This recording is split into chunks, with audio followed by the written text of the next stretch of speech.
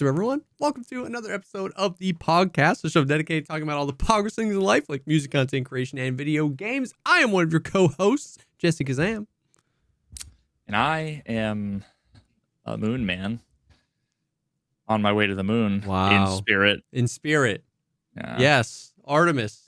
Did you see the launch? Yeah. Dude. Oh, dude. It was so... Did you see the footage from there was a flight that was just like a plane flight that was like, and they just look off in the distance and you just see like, no, that's amazing. and everybody was like, bro. holy shit. The pilot was like geeking out. Yeah, someone showed me a link earlier. There's a Reddit post. It's pretty sick. That's so sick. Yeah, bro. Dude. I'm so excited. We're going back to the moon.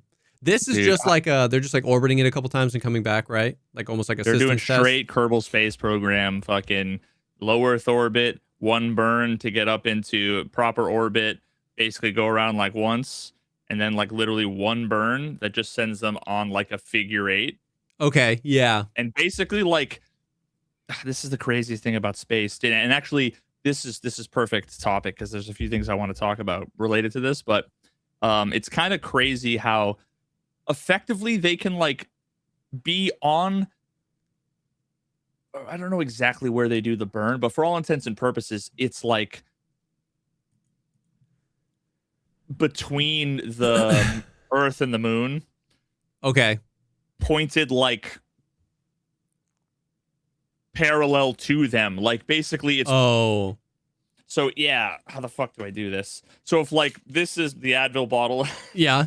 Like if this is Earth and the moon's over here. Like pointed like this. Which is, yeah, insane. Like pointing, and they can just basically burn for a bit and then turn everything off, and they will just do this and then around. Because essentially that burn there accelerates them such that like by the time the gravity has like pulled them around the Earth, it almost like whips them out of it. And then they get like caught by the moon's gravity, and it's like they know the exact amount of fuel to burn such that they whip and Nene out of Earth's orbit. Exactly, dude. There's a you ever read XKCD? But I've heard you talk about it before. Yeah, it's just this like one of those comics. And it has a graph. That x-axis is just time, and it says how well I understand orbital mechanics. And there's like a little squiggly line that's like largely, flat. It's like high school physics, and it like bumped up a little bit. Got a physics degree, bumped up a little bit. Actual job at NASA, bumped up a little bit. Started playing Kerbal Space Program, and it just goes up like this. The idea of like being within like the sphere of influence, like you're always being affected by all the gravity all the time. Yeah, it's just the inverse square law. And there's just a point where like effectively you can ignore Earth's gravity and just act as if the moon is the thing it's connected to. Yeah. And then so all you need to do is just escape Earth's gravity, sphere of influence, and then at that point at that point I don't know if you like hop between the Earth directly to the moon, or if there's a point like in Kerbal Space Program where if you leave, it's like kind of a similar sort of copy of our solar system in a way, with some differences, but there's basically like an Earth Moon system. Once you escape the sphere of influence of Kerbin, you're orbiting the sun, just parallel with the planet. Oh, all you've done is just basically like popped out of the little circle. Now that's not exactly how it works. No, for sure, but for all intents and purposes, it's now your orbit is just a circle around the sun, parallel with, because before it was a circle around the planet around the sun. Yeah. Dude, it's so sick. This space stuff is so sick. I've had like a bunch of like epiphanies, a bunch of like fun little thought experiments.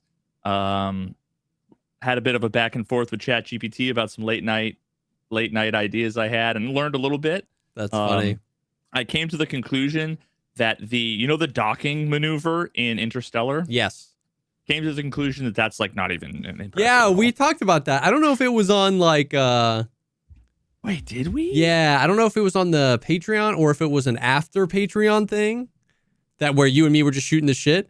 But I remember us talking about that because you were like, yeah, if you strip everything, all the reference points away, it's like a mad chill thing. It's only because you see all this like shit in reference to what you're doing that it felt like this crazy insanity.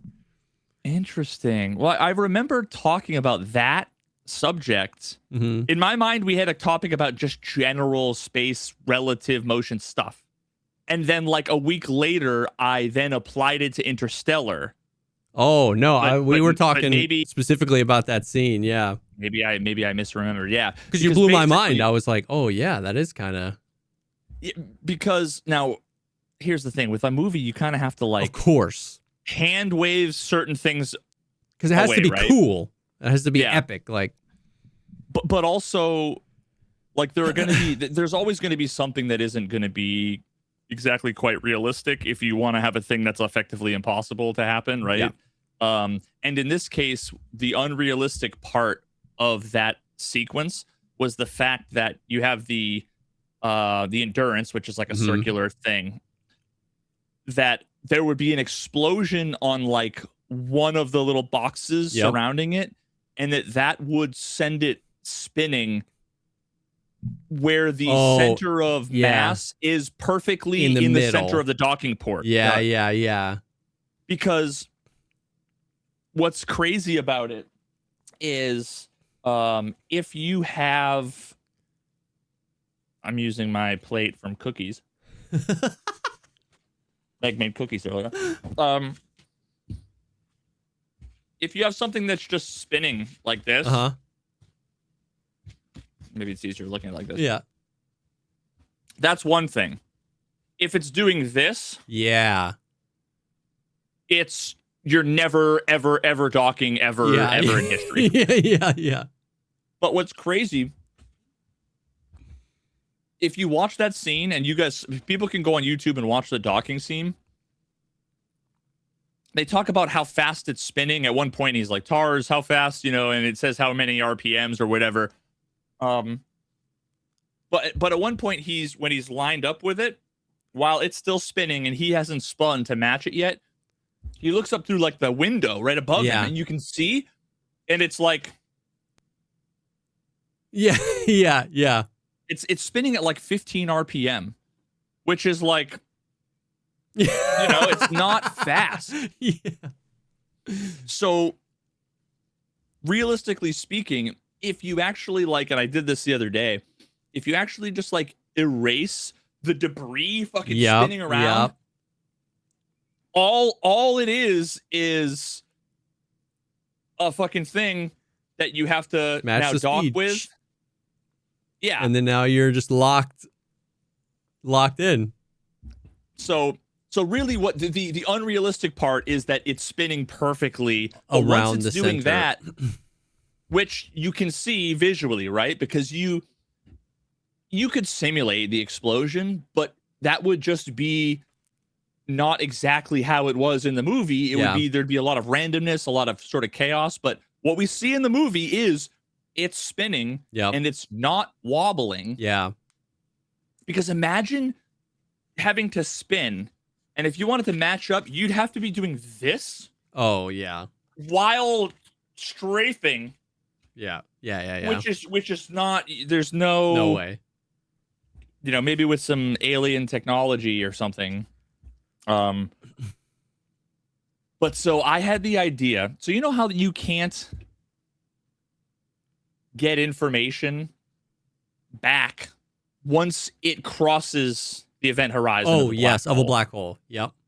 That's like where data goes to die in the universe. Yeah, I don't know why they don't just like send an HDMI cord down one of those and then plug it in and get the information back. Well, it's funny you say that. Because I was like late at night, and what I was thinking was, and this was one of those thoughts where it's like, I know there's an answer to this. Yeah. I don't think I've like somehow like, I've solved it. But conceptually, can you think of why, if you had, let's just say it was an infinitely strong tether. Yeah. And I just let you go whoop, over the lip of the black hole and then just pulled you back in. Why that isn't possible? My understanding is that the event horizon is just the threshold where like gravity, the like compressive force of gravity gets so strong that just like it's just physically impossible with sheer force to be pulled back out. Yeah, so but this is relegated to one of those things where it's like black holes are a thing I've watched 100 YouTube videos about, and each time been like, that makes total sense, but now cannot tell you a single thing about it other than it's just gravity going. Yeah, absolutely. Yeah. So like, imagine there was a hill in a neighborhood. Yeah. And you were like pushed on a skateboard. There's like, for every hill, there's like a speed that you would have to hit to go up the hill, yeah, to the top of the hill. The event horizon is the point at which you would need to travel faster than the speed of light to get back. Gotcha. And everything we know about the laws of physics is impossible. Exactly. Understood. But still, there's just something where I'm like, yeah, just pull it. Just pull it, right? Like, because when I think about that, what I think about is, let's say they're on the other side of the event horizon.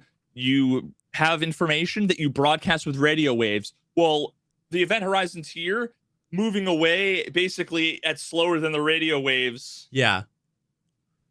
But I was just thinking about like, okay, so what would prevent you from pulling you back over from the other side? And you would think that it would be like, oh, well, you can't pull that hard, right? Yeah. Well, imagine a bigger black hole with more gravity on the other side. You know, it's like, why wouldn't that pull it? Yeah. Like, it's not that there isn't a greater. And I need to read to you the fucking answer that I got. That was like, how to ChatGPT. Yeah, which was like, oh yeah, that's right. Okay, so why the tether idea fails even if infinitely strong. So, well, first of all, you can think about like every physical object in the universe as a slinky. Okay? You know how like when you do this with a slinky, it's like yeah, what a thing to say. Okay. All physical objects are slinkies, okay? But so like forces can only ever move as fast as the speed of light too. Yeah. Just think about if you wanted to make a really, really, really long thing, it gets wobbly. Yeah. So there's nothing you could do that would the force of you pulling would never make it to the other end of the tether. Oh. That wobble, the little slinky, would never get there either. But even that isn't even the mind fuck. That is like the actual sort of answer. Okay. So inside the event horizon, space-time is curved such that the radial direction inward behaves like time, not space. Moving toward the singularity, basically like being sucked to the center, is inevitable as moving into the future. Like forward in time is the only way you could ever go. You're going to the center of the black hole. You're not coming out. You getting to the other side of the event horizon would be effectively going back in time. Whoa. Pulling someone out would require forcing them to move along a path that doesn't exist in space-time. Like, what the fuck? Wait. And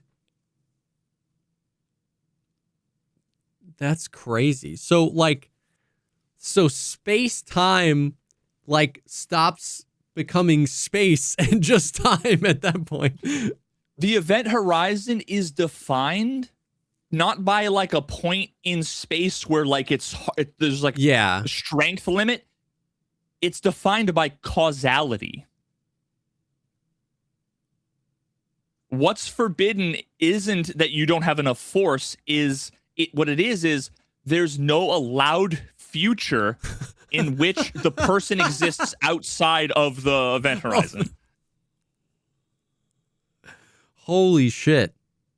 And that really is like a point. Like there is a like point in space where like you're not in that inevitability, and then you cross this and then you just are. That's crazy, bro. And it's like, it's just space and time aren't separate things. Yeah.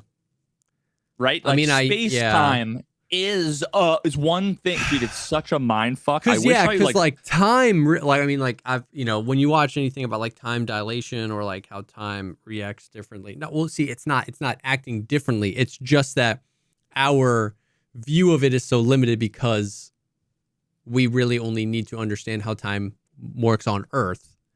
Yeah. But that is not capital T time. Right? And so it's like, holy shit. There's really crazy shit you can do when you like graph it out, and you have like, I don't remember the visual. This is like you said, a thing I saw that I totally intuited like 3 years ago that I haven't thought about. But I just remember there being like a visual where I don't know if they were interchanging like the X and the Y axis on like a graph or whatever, but it was effectively just like swapping around spatial dimension and time, and it was like drawing line. I'll need to find the video. But it was a mind fuck where it was a really cool way of expressing time dilation, because the way that you normally see it expressed is that whole like there's two mirrors and like a pulse of light going between them, the whole like photon clock. But and then I had one more sort of like epiphany, like thought experiment thing where it's like I'm right on the edge of like barely intuiting one tiny fraction of one aspect of like space. Yeah. With this like, but I'm like right but there. You're right at the edge. So the thing that we like take for granted that we sort of, you know, is that like things around a black hole or things that are moving fast, their time is moving slower, right? Yes. So what I was curious about is, well, imagine there was a black hole really, really, really, really, really far away. And there was just a guy floating around, you know, around the black hole, close to it. Yeah. Very, very far away. And we had a really fucking powerful telescope. Okay. Because really all we're talking about is like optics, and like I don't see any reason why we couldn't resolve something very far. Maybe not small, but like you can imagine building a galaxy-sized clock, digital timer, or whatever, right? Imagine that. Imagine like a stopwatch interface, you know, the little like 9-segmented fucking, and it was just running like milliseconds, whatever, and you just flew this giant billboard, you know, the size of a solar system, out towards the black hole, and we went with the camera. What would you see? Would you see it going? Oh, that's a great question. Would the time appear to be slower from our vantage point? I'd never thought about that before. I don't know the answer to that. Because like what we're seeing through the telescope is like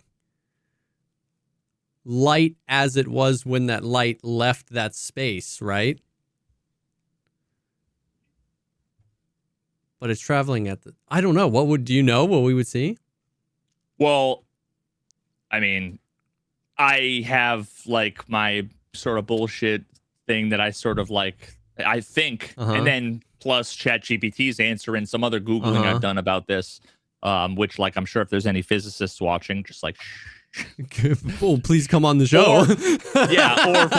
or fucking, you know, hit a brother up. But, so let me see. What was it that I asked? And it's crazy how like this touched on a few different things. So what I said was, I understand time dilation a little bit and have a feeling that Doppler shift is a relevant concept here. But imagine we had the most incredibly powerful telescope, blah, blah, blah, blah, blah. Let's assume someone was close to a black hole. Their time would move slowly relative to ours. So would the video look like it was in slow motion? Yeah. And they said, short answer, yes, but not for the reason most people think, and not in a clean slow motion video way. What you'd actually see is a mixture of time dilation, Doppler shift, gravitational redshift, which is that not Doppler shift? But if you could somehow watch them continuously, their process, walking, talking, whatever, would appear slowed down, but the signal carrying that video is also distorted, basically stretched out. So what you would literally observe, if their clock runs at, let's say, 50% your rate, 1 second for them would be 2 seconds for you. So their movements would appear stretched out in time.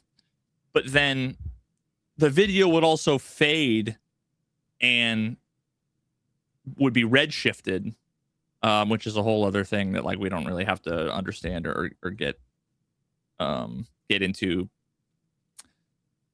So the image would dim, the colors would shift red, and eventually it would become invisible, but that's a different thing. And then then it started to like connect it to my previous question. I'm like, no, let's like separate the two. But it's okay. So the crucial subtlety, you're not seeing their time directly. You're seeing photons arriving at your telescope. That's all we see are photons hitting our eye. Those photons are emitted more slowly and stretched out and spaced farther apart in arrival time. So the video stream itself is literally time stretched during the transmission. Oh. Now, I'm trying to find where this got to the point where I started to say, I had to ask, like, if the camera's like recording at 60 frames per second, does that mean we're only going to get like a photon? Yeah. Let's just say, like, would it look like it was 30 frames per second? Like we get a photon. Yeah. And then like the picture would be the same for the next frame, and then it would change. Yeah. And then I started to think like, but wait a minute,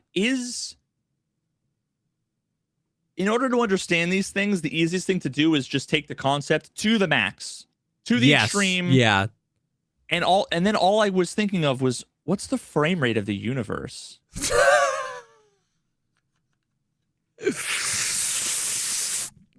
Yo, what's the frame rate of the universe, man?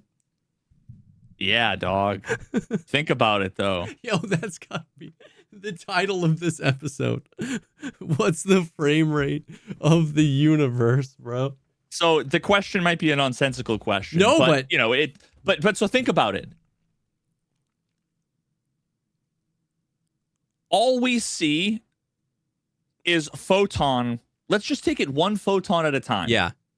There is a photon that hits a thing, but then there's a non-zero amount of time, t is greater than 0, between that photon and the next photon.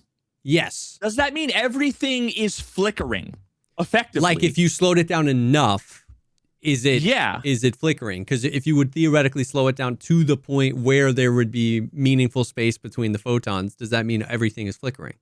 Yeah, like our eyes, we have the like at a very basic high level, we've got like the fucking light. What's it called? Not persistence. I talked about it with the Billy Mitchell thing when I was talking about the CRT TVs and how it like lights up, but then it like fades. Yeah. All you need to do is like have that sort of signal lingering until the next one comes in, and for all intents and purposes, it's continuous, discrete, pixel lit up. But technically, there's a point in time where it's on, and then there's no signal. Yeah. So it's off, off, off, off, off, off, on, off, off, off, off. So what I was thinking was like, so if you have a stream of light coming from somewhere, like technically everything is flickering. Yeah. It's just fast. So fast. So is the frame rate of the universe like the speed of light? It's that many frames per second? Well, what's the photons per second? I ended up asking the question of what's the frame rate of the universe? Is it Planck time? So there's something called Planck length. Planck's constant. There's Planck length. There's Planck time. There's Plankton. Because then I was Plankton. Because I was curious about. I got into that too. Because once you start thinking about this, it's indistinguishable. Like you can't not think about like the Planck length. And I'm like, well, what does that mean? So Planck time is 5.39 times 10 to the negative 44 seconds. So, and what I was curious about was, I'm like, this limit, right? Because there's this idea of the Planck length. And whenever I've heard the Planck length described, when you like zoom it all the way into like quantum foam or whatever, it says it's usually stated or described as like the smallest possible meaningful measurement. But I'm like, cut it in half. What does that mean? What does that mean? Like, is that a limitation of the universe? Is it a limitation on our end? And this was wild. So then I was like, why can't we measure smaller than the Planck length? It's not that we know that nothing exists below the Planck length. It's that any attempt to measure at that scale collapses under gravity. Oh, shit. In order to measure anything, really what we're doing is we're interacting with it. And this goes into, now we're talking about Schrodinger's cat. Yeah.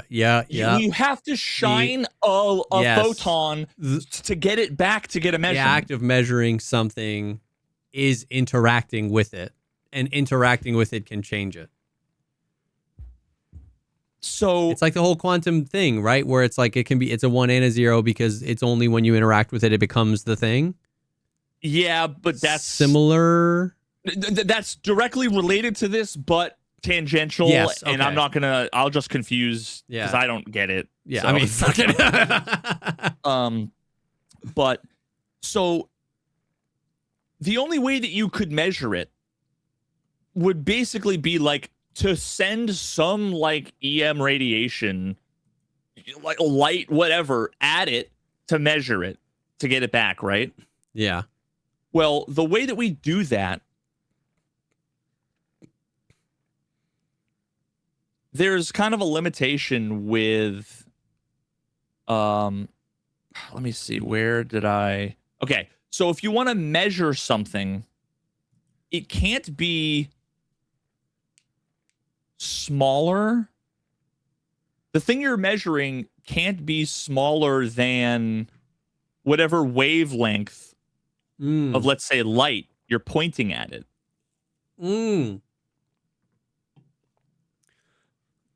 That's like the okay. Like I can get that. That's the limit at which you can measure something is the wavelength. You know, like that's something that like I get, but like I don't. Yeah. But like I get it. Yeah. Why? I don't know, but okay. But like I accept that. So smaller wavelengths require higher energy. Okay. So that makes sense.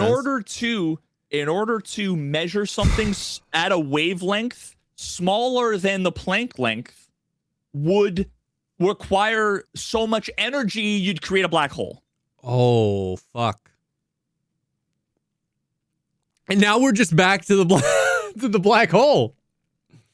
Bro, this is where I'm like, I'm oh my God. I took like differential equations and like, Calc 2 or whatever.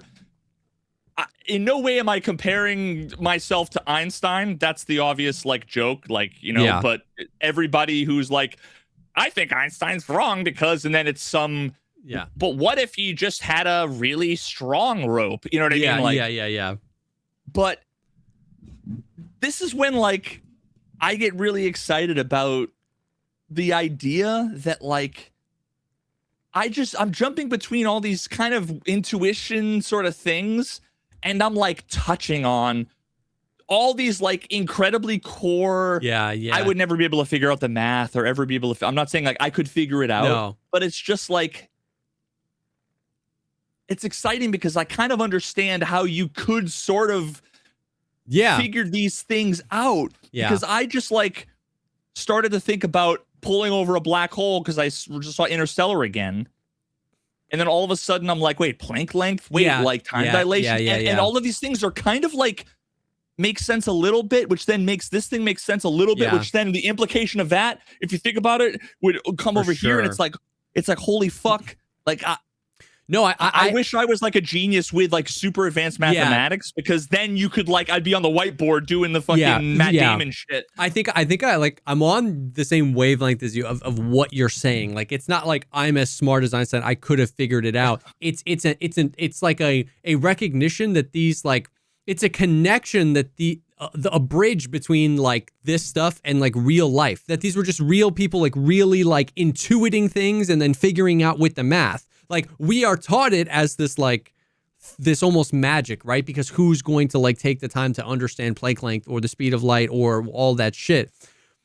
But like you're like from base principles arriving at a place where you're like facing the right direction. I haven't arrived there. I didn't figure it out, but you kind of like, the more you think about it, the more you get to the point where you're like standing at the edge of your own ability, which is somewhere farther along in between knowing nothing and actually figuring it out. It's only a step, but we don't normally take that step. We normally just receive and accept. And so for you to like question, and then your question begs another question, and your question begs another question, and then you look up and you're like an inch closer to the answer. You're like, oh fuck. Yeah. Like, yeah. It's just, in a way, I can like, it's the closest I'll ever get to like understanding how these people could ever come to these incredible, you know, if I knew whatever insane math these guys use for whatever the fuck they do, you know, like Einstein with all the quantum mechanics stuff. It's like,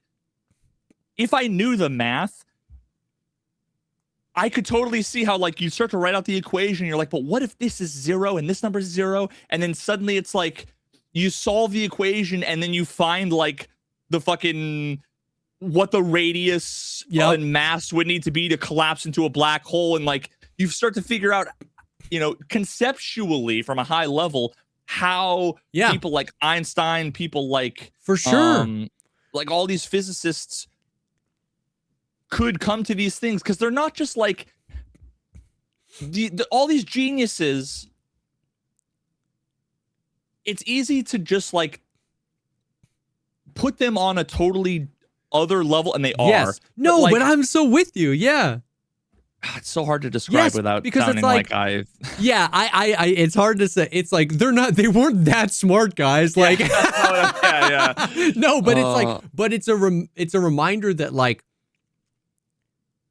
So while you were saying that, what I was gonna say was like it's anytime like when I watch like the Gutsick Gibbons stuff, that, you know, evolution, right? We're not talking about quantum or space things, but they're still scientists, and you realize that science is like just people being like, well, what if that was how it was?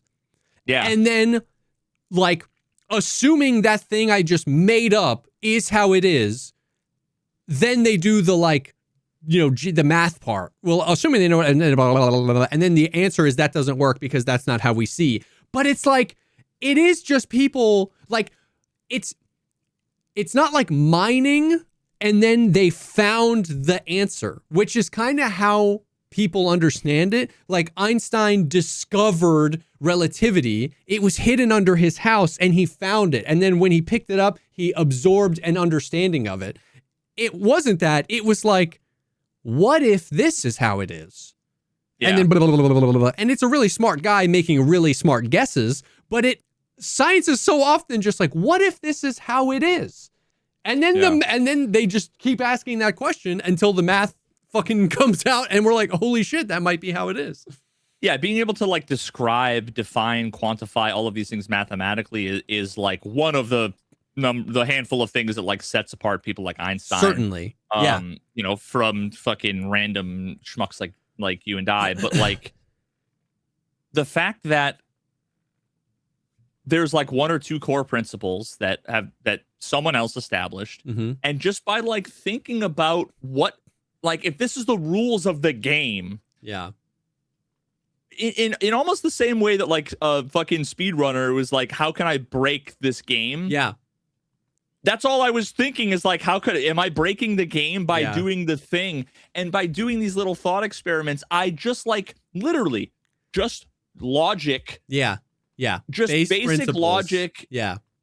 Ended up being like, there's implications for time. There's implications for how we measure things. There's implications for, and this was the first time where it's so weird because I've heard of the Planck length before, and it's always just described as like it's a size where things measurement where it's meaningless below this length, which is such a fucking it's like not incorrect. Yeah. But it's a terrible way. It's like some scientist had like a shitty way of describing it to some layperson, and then that just stuck and became the way that everyone described it. Yeah. But like, you don't have to be a genius to like think about it in, I think, a more interesting way, which is you want to measure something, you need to shine a light on it. Yeah. In order to shine a light on it, really, really, really small, you need a wavelength that small. Well, if you want to get smaller than that, you need enough energy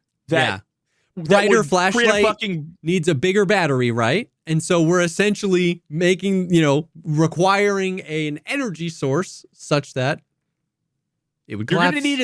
You're gonna need enough AA batteries that it will collapse in on itself, create a black hole, and the data won't be able to get out from the event horizon for us to read it. Because at that point, there's only moving forward, as we learned earlier, forward in time. So rewind all the way back to the thing you wanted to measure that was a little bit smaller. It's pointless, and you couldn't. It's like, dude, that to me is like a way more interesting and cool, fun way of thinking about the Planck length. And there's a related time thing that is adjacent to this whole idea of like photons and watching something and slow motion. And dude, it's so wild, dude. And that's why I'm so excited. We're like going back to space. You know what I mean?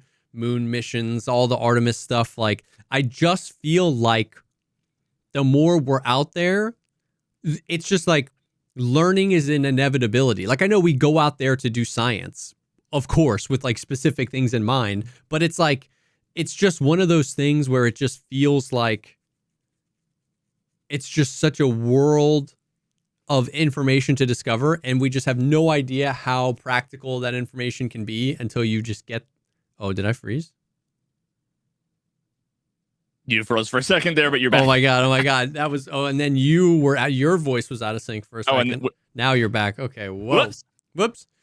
Anyways, it's just exciting because all of this... Well, the black hole got Jesse. Oh no! Do you know what's crazy is that's exactly what it would look like when someone went over the event horizon. You would see them, if they were doing like this, they would stop, and all you would see is them. I don't know if it would be red or blue. Red shift. They would red or blue shift, and then just slowly fade, like opacity from 100 down to 0. That's what you would see. Because the photons can't, so there can be no updating of the information. Oh, this is what I was going to ask earlier. This might be a stupid ass question, okay? Mm-mm. So there's no stupid questions, only stupid physicists. Wait. So your question was, if we had a long ass telescope and we were looking at a big ass clock, right? And like they're near the black hole, and then I'm over here. What is the video feed? What if we were like a bajillion light years away near a black hole, and I was just 10 feet from you, and I recorded you on a camera, and then I took that SD card back a million miles? When you play that footage, is that slowed down? Like, is there something with how, like, the photons move relative, like, does that make sense? Or would that play normal? No, that would play normal. Like if you went near a black hole and I drew a smiley face on an 8.5 by 11 sheet of paper and I flew it all the way back, it would still be a smiley face on an 8.5 by 11. Yeah, but that's like what you're describing. But what I'm describing is the paper would be stretched out. No, because the paper is just like a physical object. But what I'm talking about is like capturing with a camera like photons, right? And that's basically what I was asking was like, do they operate differently? I mean, I've just but you're saying, never been near it. The camera's next to the black hole, yes, right? But that's what I'm saying. Yeah, is that, so then everything's the same. Yeah, I guess. It's unchanged, right? Because you're effectively in the same gravity. Yeah. Well, does life move at the same FPS near a black hole? Like to relative observers? Like if we were just standing next to each other, I guess it's always relatively the same to the person. Yeah. I don't know. I've never been near a black hole, so I wouldn't know. I mean, so like if you're 100 feet away, if there are two people 100 feet away from each other, one has their back to a black hole and one's a little bit further. You're talking about there's like a 0.0000001% difference than if you were the same thing but on Earth. Yes, like because my question is like, but not to a camera. Do not to the a video fundamental camera. properties of like light and time, are they different closer to a black hole? No. Okay, that's basically my question. Yeah, no, it's just that like space-time there is curved. But More? like yeah. But it's relative to like you're in that frame of reference. Yeah, I guess that's true because the idea of like, would it be slow? It's really like slow from the frame of reference of thinking about Earth, but where you are near the black hole is neither slow nor fast. That's just how it is. Yeah, it's only relative to Earth. You could then say it was either slow or fast. And what's crazy is that like this is how you make these weird intuitive connections I was just talking about. You're talking about curvature of space from a black hole, but you're also talking about slow versus fast. Yes. You can substitute speed for gravity, and it's the same thing, right? You have a ship going 99% the speed of light, or whatever. You're going to experience time dilation in effectively the same way. So then think about it. But like on the ship, you and the cameraman are moving at the same speed. At the same speed, yeah. So it's really only the person watching you fly by. But again, remove all frames of reference, all visual, whatever. Are you flying by them or are they flying by you? It's interchangeable. So that's the whole, like, there's no difference. It's the differences between the two sort of frames of reference, but within the frame. And actually, wait a minute. Within a reference frame, there was something about like the reference. Oh no, that's what I was taught when I was doing the whole docking with. Oh, Interstellar, Interstellar, because that's when you were talking about effectively reference frames. And I ended up having to like tell ChatGPT that it was wrong. It's so dude, it's so funny how like it'll say dumb things and then you point out, you're like, no, that's wrong.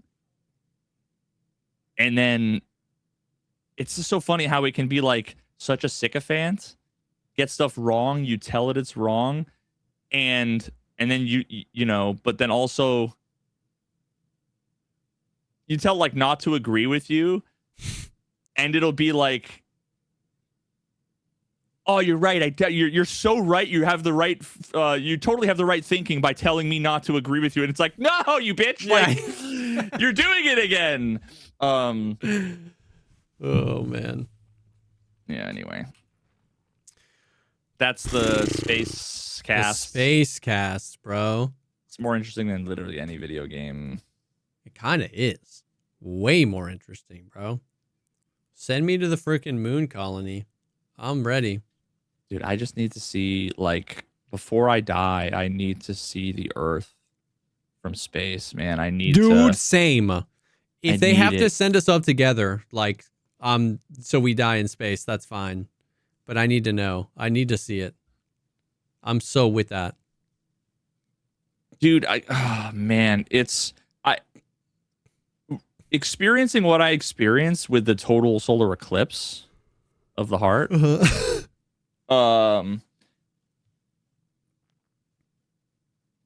I have to imagine that seeing the Earth from space would be that exact feeling, like times 100. And that experience that I had watching, and this is something that, like, some people, when they describe it, first of all, some people are comparing apples to oranges, but other people some people just aren't impressed by things. Some people just doesn't do. But, like, for me, experiencing the eclipse, being within the path of totality, was like a transcendental, like, experience. It's what I imagine when people say they fucking felt the Holy Spirit or whatever. Yeah. Like, and half the time when people are like, yeah, I saw it, it was like, okay, they're describing the partial solar eclipse. Yeah. Which, what you're seeing is a circle having another circle cut out of it. Yeah. Okay, it's you could do it with a crayon. You see it with the moon fucking every week. You know what I mean? Did you see the path? Were you in the path of totality? No.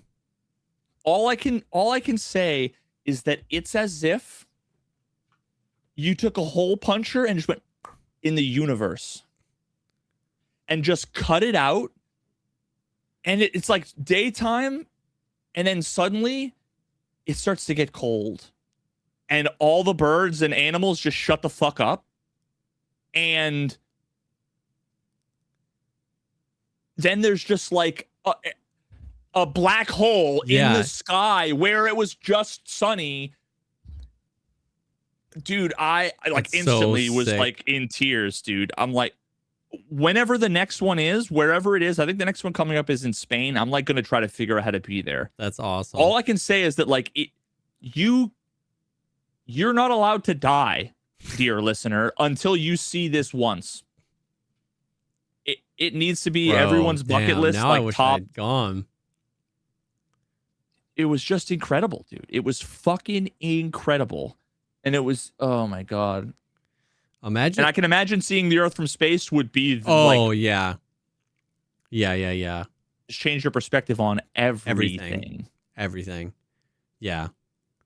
Imagine being in the path of totality like 1,000 years ago, and just like you're like working in the field, and then you're like, holy fuck. I would be like, someone fucked up. Someone did something bad. Yeah, 100%. No. You'd be like, oh no. Yeah. Dude. Oh, that's sick. That's dope. Damn. Well, what have you been got going on? You've been gaming? You've been doing anything on? Dude, Are you been working on another video idea? Are you just kind of chilling gaming, like? Chilling gaming, house. House planning. But all I've been playing is I've been switching back and forth between. This is when you know that I'm in like a lull again, where it's Factorio, power washing sim, where I'm just like, the comfort and games. I play it for like an hour, and I'm like, and I don't know what to play. I don't know. I need something, there's a million ideas that everybody has. Everybody's like, you know, and like, I appreciate all the recommendations. Like, I can't help that. I just like I can't be interested. You know, I'm going to be in this weird holding pattern until I find something. And today, at least, I found something that is going to be fucking so good, dude. Someone asked me today if to compare. They're like, how do you compare Slay the Spire 2 with what I just downloaded the demo of?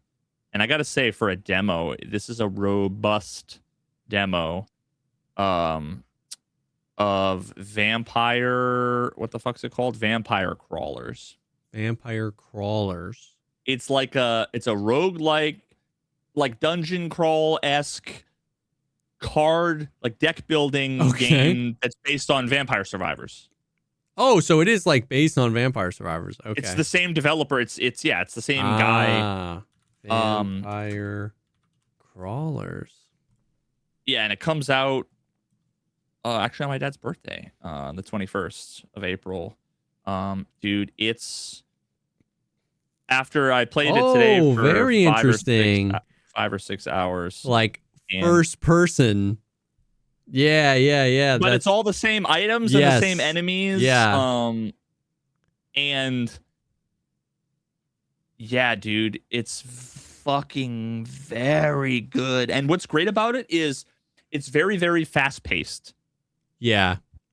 You can turn off all the animations, and you can just make your way through. It's a lot faster than Slay the Spire, just in terms of gameplay. It's which my ADHD can appreciate. Well, which makes sense. That makes sense coming from Vampire Survivors. Like Vampire Survivors is a complex game in the same way that Slay the Spire is a complex game in that there's a trillion items and they all have synergies and whatever. But where Slay the Spire wants you to consider your build and every move effectively, Vampire Survivor is just make a decision, and you'll just stumble into something new. You know what I mean? It's just so I can see how this is similar to that. It's like a deck version of Vampire Survivors, but fast paced. Yeah, just in the same way that the first few runs you do, you're sitting there staring at the 3 options, trying to figure out which is the best option. Yeah. And then by the time you're played through 4 or 5 times, you're just instantly grabbing the choices, and there's that whole almost slot machine-esque kind of vibe. But yeah, dude, it's just imagine a deck building Vampire Survivor dungeon crawler, and it's going to be extremely good. It's going to make $1 bajillion. Very cool. I can't wait. And in the demo itself, there's fucking, I want to say there's at least 5 characters that you can unlock. There's two maps, 5 characters. There's just a ton of unlocks. Oh God, my computer needs to restart. Do you want? No, stop. To complete your Sonic Radar 3 installation. Is that the audio software that I think never? So. Oh my God, I don't know why that just happened. Okay, sorry, my computer was about to restart. Yeah, the game is fucking great. It's gonna be my crack in the next 3 weeks. That's I don't know amazing. what I'm gonna play until then. That's amazing. Yeah. And that comes out soon? The 21st. So 3 weeks. Oh, yeah. Hell yeah. That's awesome. Very cool. Indeed. Yeah, what have you been up to? What's the fucking what was the thing? Sick Plays Bro? I need to know. Oh, the Sick Plays Bro. Okay, dude. So we were playing Gray Zone, and I was streaming, and then all of a sudden it was first time chat in the chat, and it was sick play, bro. And then a couple seconds later, different first time chatter, crazy play. Oh God, couple seconds later, sick play, bro. And then just the chat was just overwhelmed. It literally started like a trickle where it was just one, and then a minute later it was another one. And then all of a sudden, that clutch was clean AF. When you're sitting in the menu or whatever. Yeah, crazy shot. Wow, nice play. And then it was just the whole chat. I mean, it was tens of messages per second. It was just and we were all what the fuck? No. My viewer number did not go up. So then I was somebody was what is happening? And so then I was I wonder if I killed someone that recognized me, and then they're just some troll and they knew how to bot me. I don't know, but it was just so weird that it was all positive. I mean, it was like passive aggressive, but it was positive. And then Airwing is like, I was just dealing with this, and then Airwing over the Discord call was like, what the fuck is this guy talking about with sick plays, bro? It was happening to him too. Was it in everyone's chat? And then somebody came to the stream and was like, oh, you got the sick plays, bro? Yeah, Shroud's dealing with that too. And apparently it was like site-wide, bro. Apparently it was like a huge number of Twitch streamers were affected by the sick plays, bro, first-time chatters. And I started clicking on a bunch of the accounts, and none of them had accounts that were made brand new. They were like account made in 2020, account made in 2019, account made in 2021. I'm sure they were hacked or stolen accounts. All the bots are they have to be like purchased accounts or whatever. Yes, they're always old accounts. They're always old accounts. But I was like, what the hell? So apparently it was like a thing that was happening to like the website. And it happened for like an hour or two, and then it just trickled out just like it trickled in. And then it was just gone.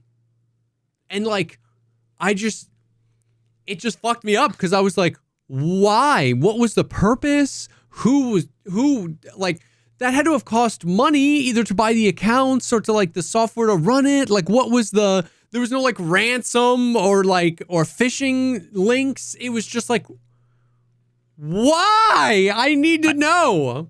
I have a conspiracy theory. Tell me. Let's see. Here's do I tell you is the I'm trying to think of if it's like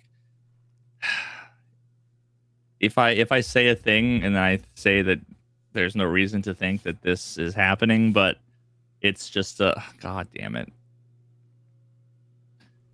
I hate the internet and needing to feel like wanting to just be a normal person while also needing to feel like somehow I'm like responsible for fucking something. Yeah. Oh God. Who? Okay. I'll just walk you through the logic. Okay. And then, in order for you to say the words. Okay. I'm only kidding. But who would benefit from people watching a game? Oh. You think like Gray Zone bought it? But I need to make it clear. I don't think that. No. I don't think that. Well, that's would be the thing, though, absurd. is that Shroud wasn't playing Gray Zone. Like it was happening. Oh. Yeah. To like streamers playing other games. Now, somebody said in chat, it's Twitch trying to push numbers for ad contracts. You know what I mean? Like, Twitch, the conspiracy there would be Twitch is trying to make it look like there were a lot more active users on the site, chatters, maybe. The weird thing is that none of our numbers went up. Like my numbers were definitely inflated because they have been inflated because of drops, but I did not see this like sudden spike. That reads as if it was like someone who was botting and Twitch like could recognize they weren't legit. Yeah. You know what I mean? Like Twitch is like not going to show whatever number viewer numbers for. Yeah, maybe. So it's like yeah, I mean, it could very well be that there's like maybe a new company just came out and they want a bot and they're just like experimenting. Maybe. And they went and they wrote a script that was like the top 1,000 streamers, send X chatters in and just like see if my Twitch bot chat script crashes. Yeah, maybe. Or it could be a scale test. It could be, maybe it's like so crazy. Yeah. It was just so weird. Wild. It got weirder and weirder, right? Because it's like one thing where you're like, oh, some disgruntled, tech nerd.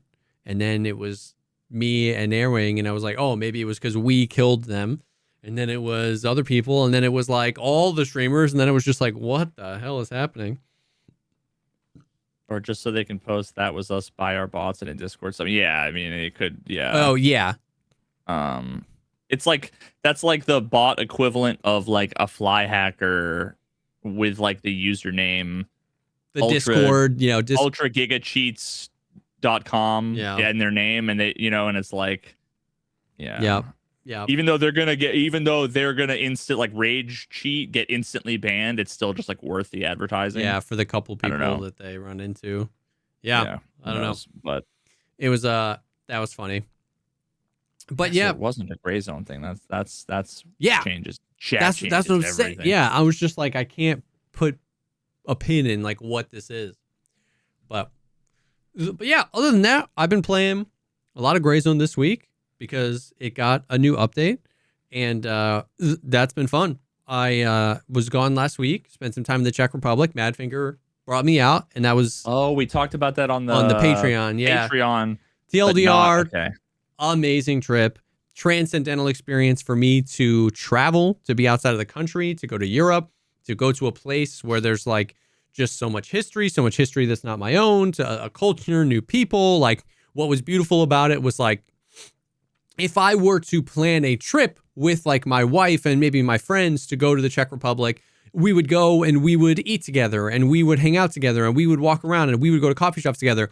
But what was great was like going to the Madfinger office, like we just spent so much time talking to other people, talking to people that live there, asking them questions about, what's it like here, them asking about what's it like there. And like, that was what was made it so special. Like, I felt like I became friends with Czech people. You know what I mean? And I was like, I'm not a very extroverted person, so I wouldn't normally get that on like a vacation, right? You know what I mean? It was very cool. It was very cool. So, and that's just like also like, not for nothing, but like, I don't know personally anybody who I can say like, oh yeah, that person I know is Czech. Like Joe is Czech. Yeah.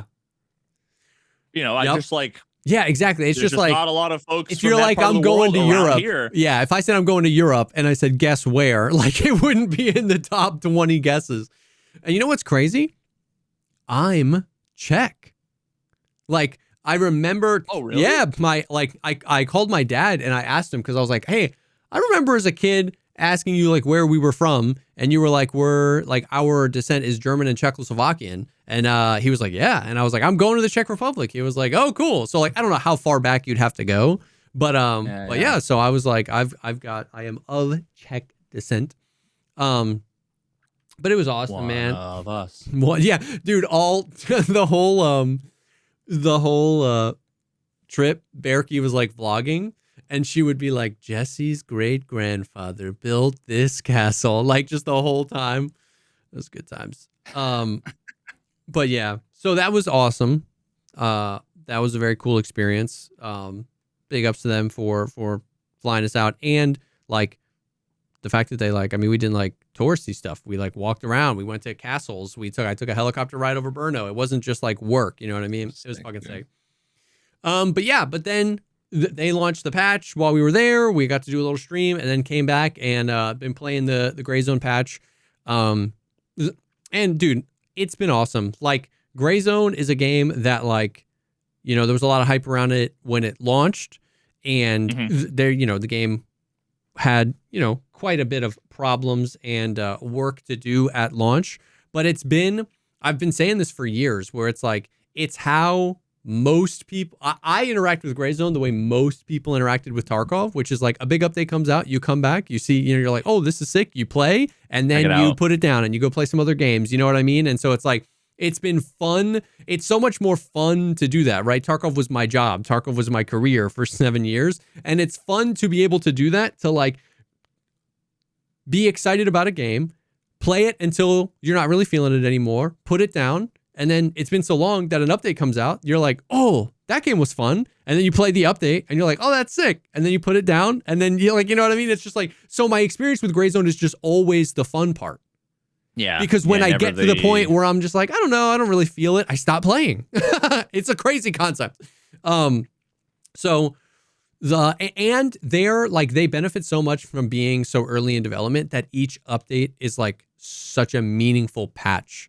You know what I mean? Like 2017, 2018 Tarkov was like new maps, entire new mechanics. Like it was just, there was such big updates because the game was so new. So like they kind of benefited from that a little bit as well. But it's good, man. The patch is basically like, this is like, the way I look at it is like, this is the last patch of like fixing the foundation of the game. All of the patches since the launch have been like, hey, we waited as long as we could and then we launched because, they need to fund the project.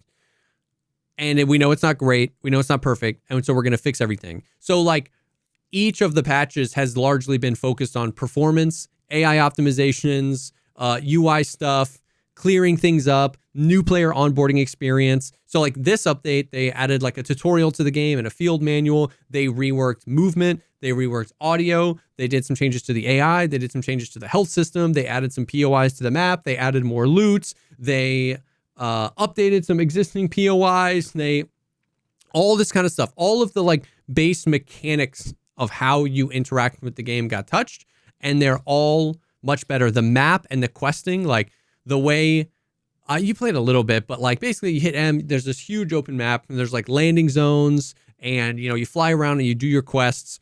And now the map is almost like an RPG, like a Starfield or like a Witcher map where you see the quest, which makes so much more sense for an open world game. So now I press M and I open the map and I can see, 700 meters that way is a side task. And it tells me like which trader's giving me the task, how much XP I'm going to get, and what the rewards are. And it draws like a circle on the map, and just somewhere in there is the task. So then you run out there and you accept the task, and it's like, and then there's all this lore where it's like, hey, I was supposed to hear back from this guy, and his GPS last known was in this area. Find out what happened to him. And so it's this gap where it's like, it's something between a wiki, which says the thing is on the table in the house, go get it, because it just draws a circle on the map. So now, instead of going to the wiki, I go out there, and then now I'm just searching house to house until I find a dead body, tied up. And then you walk up and it's like report findings. And then that's the quest. And then you relay that information. So it's like, just like imagine open world customs and proper like find me the pocket watch. It was in this area. And then it just draws a circle around all of construction. And then you mosey around until you eventually figure out it's in the fucking truck. You know what I mean? And so it's like, and then so you can accept and turn in the tasks while you're out in the field. And there's so much more of an incentive to go out and explore the open world when there's a thing over there. So like they added tons of point of interest, like helicopter crashes, hot air balloon crashes, cultist shit, like all sorts of stuff that you would. Yeah, because otherwise, like, why? Like, where are you gonna go? Exactly. When there's everywhere is everything. You kind of have like, what's it? Decision fatigue, paralysis. But also, decision paralysis. But also, it's like those places need a reason to go there because the big POIs are where like the military is. So if you want loot, that's you want to go to the big POIs because there's the military AI and that's where you're going to get it. If you want PvP, well, it's an open world. So if you want PvP, you have to go to a place you kind of know people are going to be. So you'll go like near the bases of the other thing. You need to be given a reason to just like go a mile into the jungle northwest of Fort Nerith.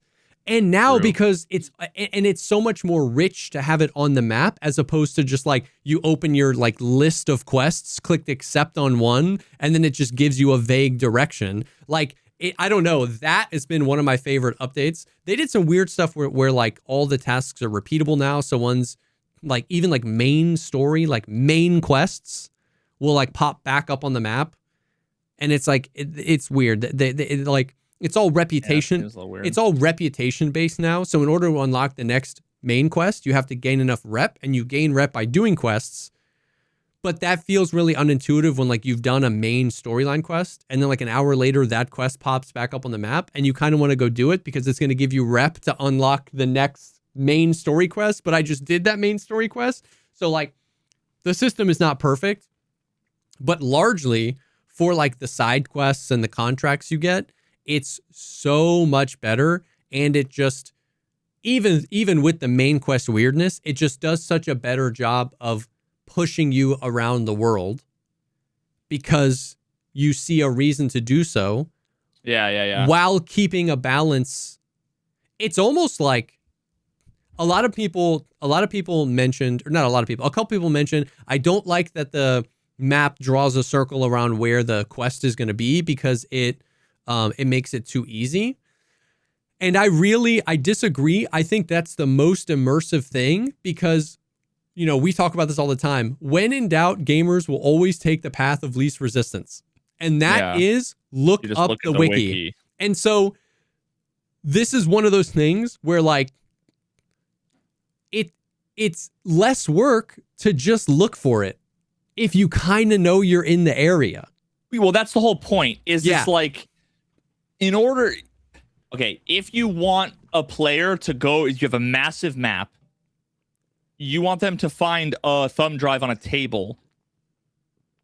You either need like the little notebook you found to tell you the color of the house and in what neighborhood. Yep.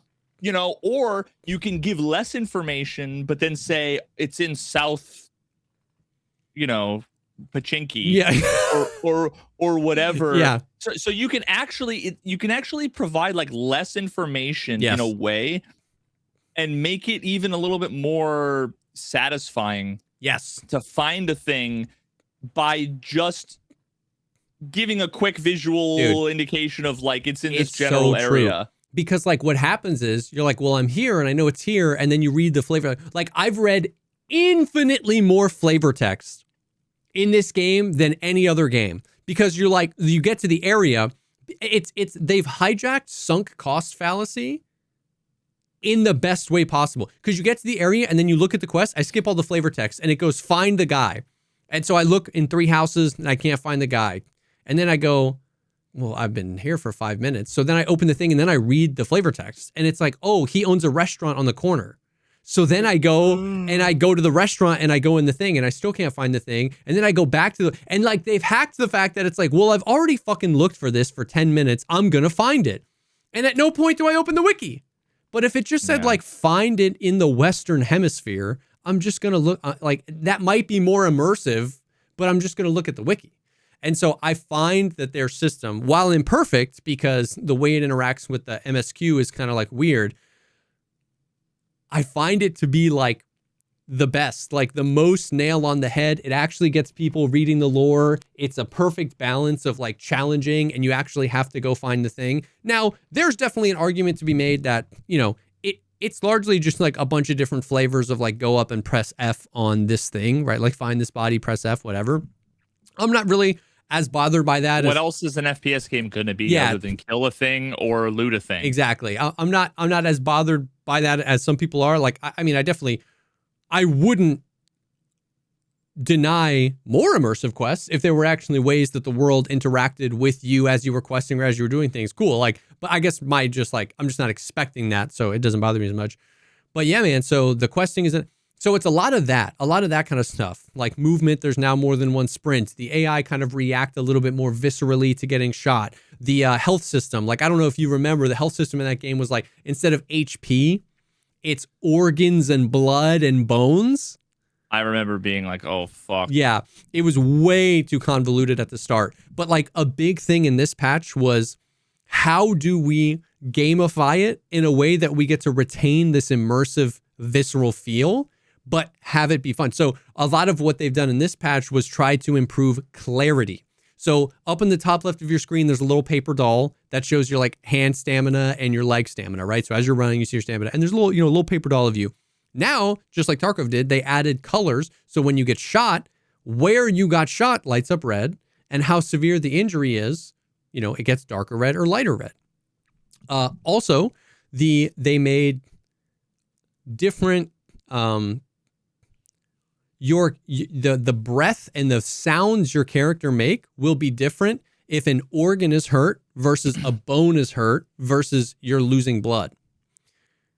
So you can learn these things. So basically, they're trying to. It's like without having to hit tab. Exactly, it rewards you for learning the system, and then provides a way for there to be clarity without having to hit tab and then go to the health thing, because they have a similar thing. If you hold H, which is heal, and then scroll, you can scroll through all of the items. So you can just, with context clue, looking at that, look at the little icons, listen to your character, heal yourself in the order you need to be healed. It's like, oh, I need blood, then I need to CMS this, I'm going to take a painkiller, and then that. And so it's like, they kind of get to keep their system, which is complex, but it gets to be more intuitive.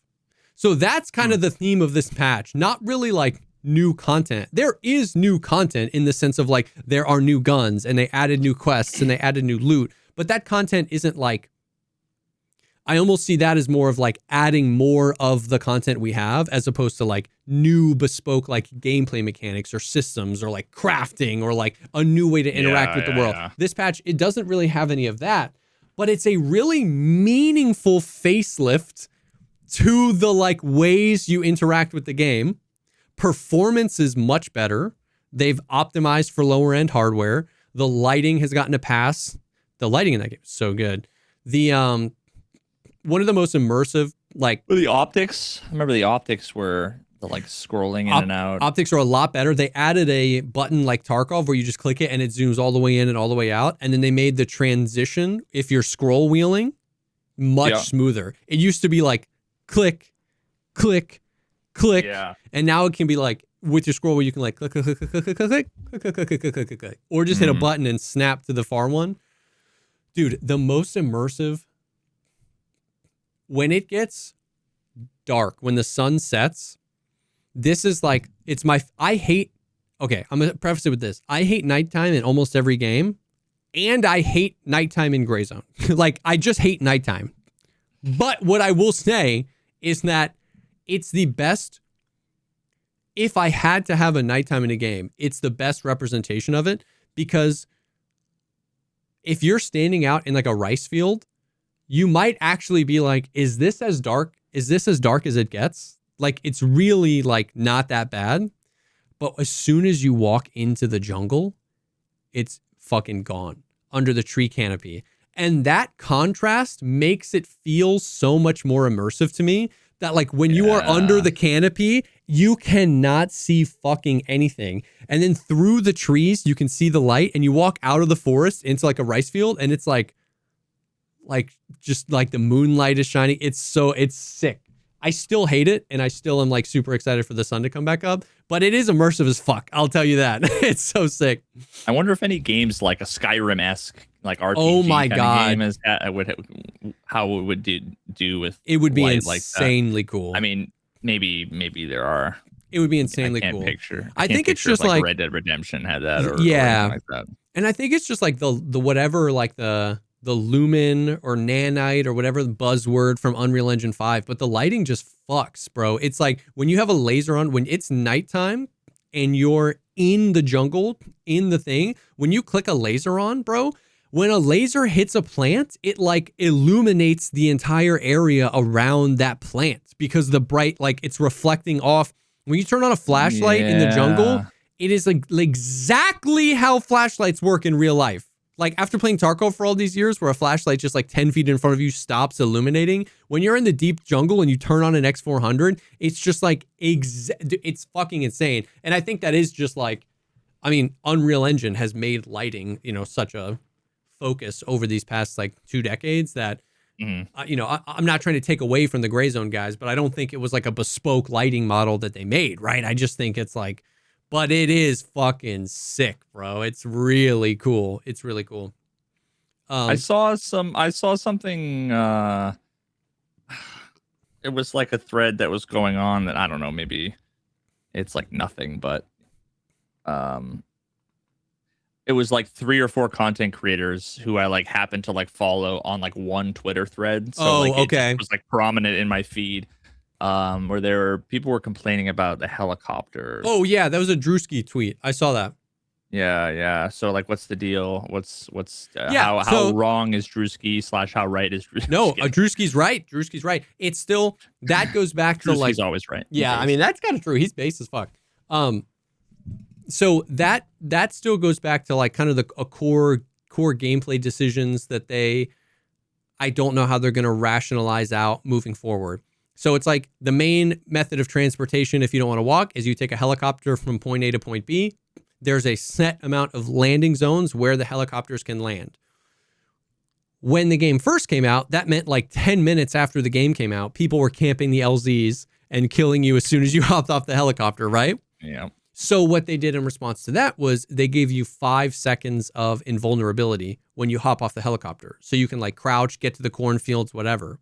But there's no the game doesn't show you that. So the clip he posted was somebody was camping the LZ he was at. He hopped off the helicopter. The dude started shooting at him, not doing any damage, and Drewski was just like, and fucking killed the guy. Because it's not two-way, it's one-way. You can shoot out and kill them, but they can't kill you. And he was basically like, patch is awesome, but until they kind of like figure out what they want to do here, like he's like, I just don't know how much I want to interact with the game, which is super fair. To be honest, in fairness, on the other side, that has not happened to me at all the entire wipe. That's a rare situation because last year they added the cops, which are combat outposts, which are now fucking cops are just people running around. Yeah, they added cops, bro. They added cops. Paul Blart up in this bitch, bro. Bad boys. Like, oh shit, they're coming. Yeah, they added freaking cops. Combat outposts, which are little bases that can be claimed by your faction by killing all the AI in the area and then claiming it. Oh, yeah. And so when the game first came out, every time you died and every time you wanted to turn in a quest, you had to fly back to base, which meant you spent 70% of your time hearing the helicopter guy saying negative all birds in the air because each team only gets 4 helicopters. And so it was a fucking nightmare. Now there's 40 cops on the map. Any one of them can be flipped to your team at any time by killing all the AI in the area. And That's the whole precinct. You got the whole goddamn precinct, right? You can turn in quests in those areas. When you die, you spawn in them. So literally, like the amount of times, these aren't exact numbers, but this is probably a good ratio. In a 7-hour stream, when patch 0.1, when the game launched, I would probably need to take 100 helicopter rides. And now, in an 8-hour stream, I need to take like 9. Like, that's how much they relieved the pressure on needing to take a helicopter. So that thing that happened to Drewski happens orders of magnitude less frequently, because it's like what we used to say with Tarkov. If everybody only has one exit, a la Factory, exit camping is easy because someone's going to be there. But if now there's 40 exfils, is it worth your time to camp the exfil? Right? So, but to Drewski's point, that absolutely is still an issue in the terms of like, there are especially when you think about him coming from like Arma, where everything is dictated by player agency. Like in Arma, there are guys flying the helicopters. So when you approach an LZ, if it's hot, you can wave the pilot. The pilot can go, nah, that shit's too hot. We're going to land back here. And Greyzone is a game that like kind of screams like it wants that level of immersion, but you can't tell the helicopter pilot to like take you to another spot. The players can't drive the helicopters. Like, and I think that was his frustration, and I totally get that. Like, I've been saying since day one, let players fly the helis. Like, it just would feel so fucking cool. Like, that would having the helicopters effectively be like an interactive cutscene. Yeah, is like on rails. It's just infinitely easier than like because you don't have to actually worry about like flight physics or collisions or like they're a roller coaster, with like the rails invisible effectively. And it looks cool, I'm assuming, because you're flying over this open world and you can like see fights happening below you. Like, it's cool, right? But you run into some issues. So yeah, that was a super fair thing. Another, like, just in the spirit of me not endlessly glazing Greyzone, because I do think it has issues. And I still don't think it's in a place where like I would just sit down and put 2,000 hours in the game, right? One of the things that's happening a lot, and this is always, listen, every time a game strives for hyperrealism, I'm now at a point where I'm like, you will find the place where this bites you in the ass, and you will eventually gamify it. I'm not going to try to convince you of that anymore. I'm just going to let you find it. I'll just wait. Yeah. So the health system, right? So this is two disparate things coming together to create a very negative experience for the players.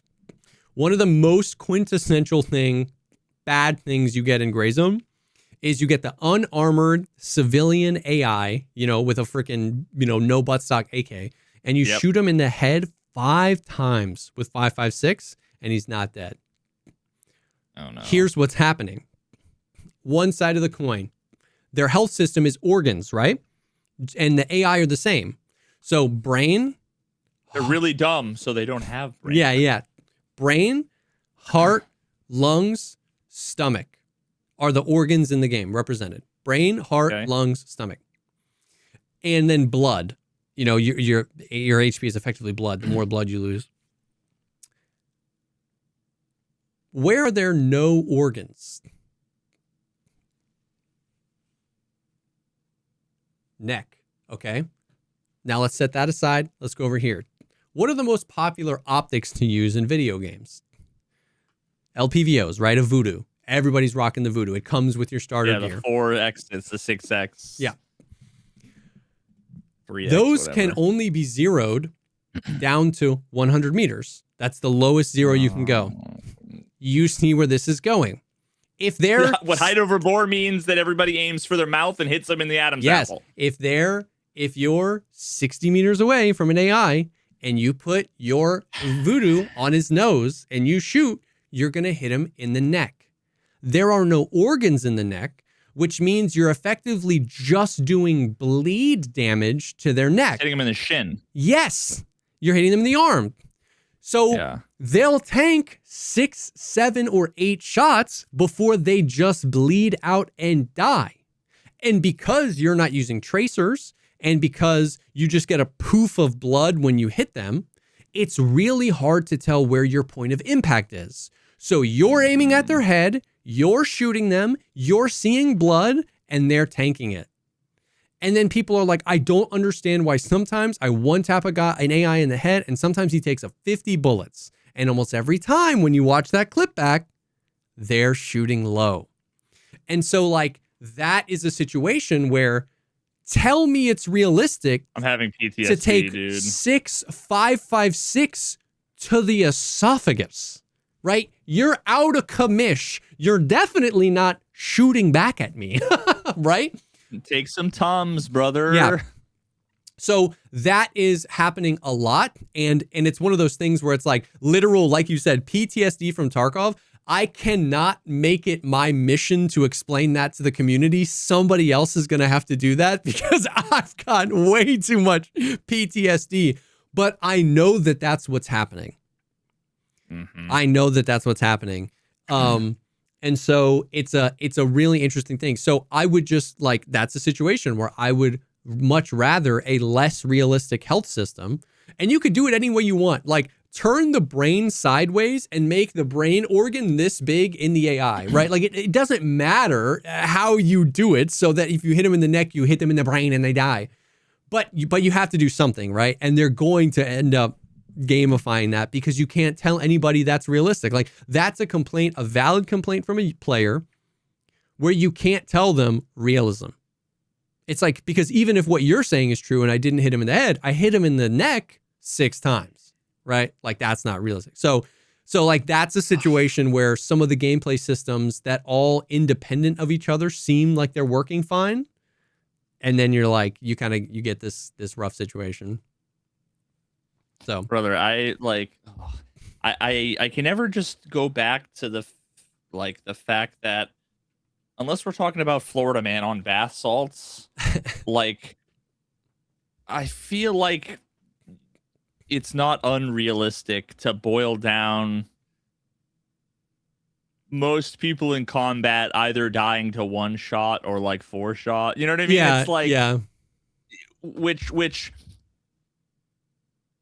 COD 4 just had it right where it was the headshot is a 2-shot kill, the body is God, dude, I don't know. Other than how the experience when you are the person who's injured and having to have it be a mini game to heal you. I'm just trying to think about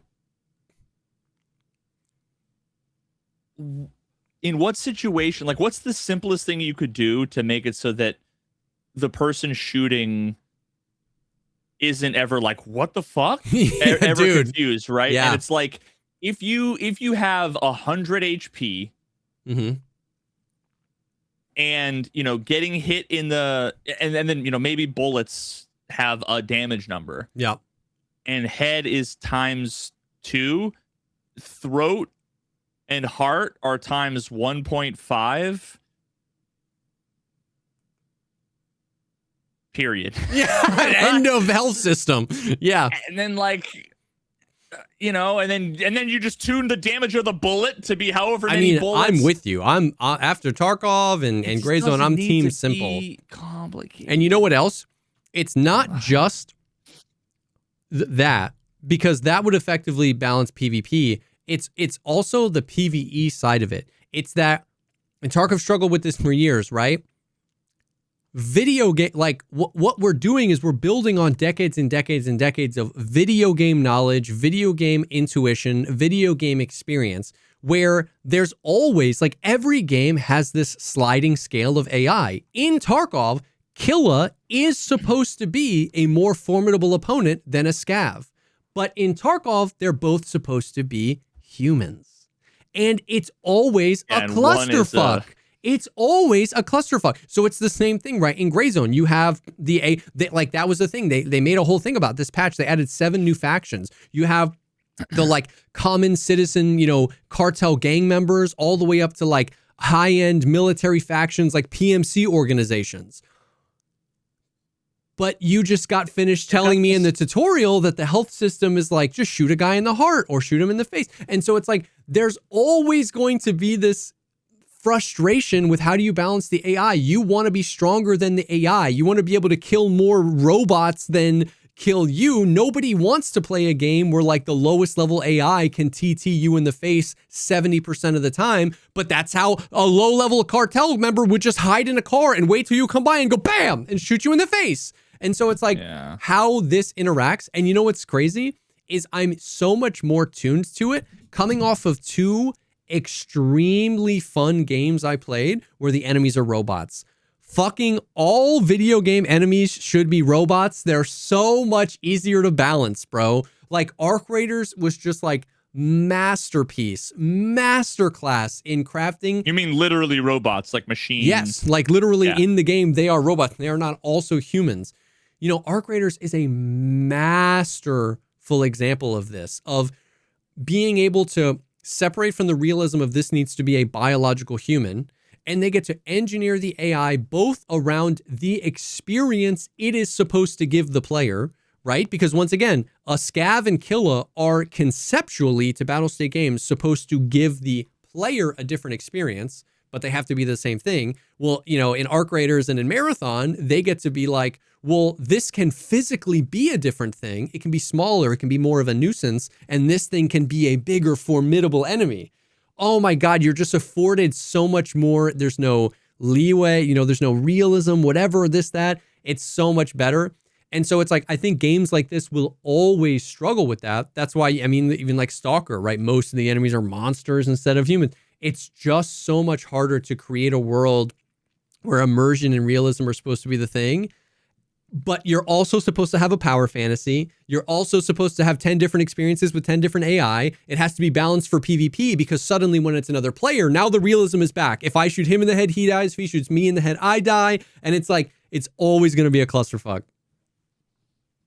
Dude, I'm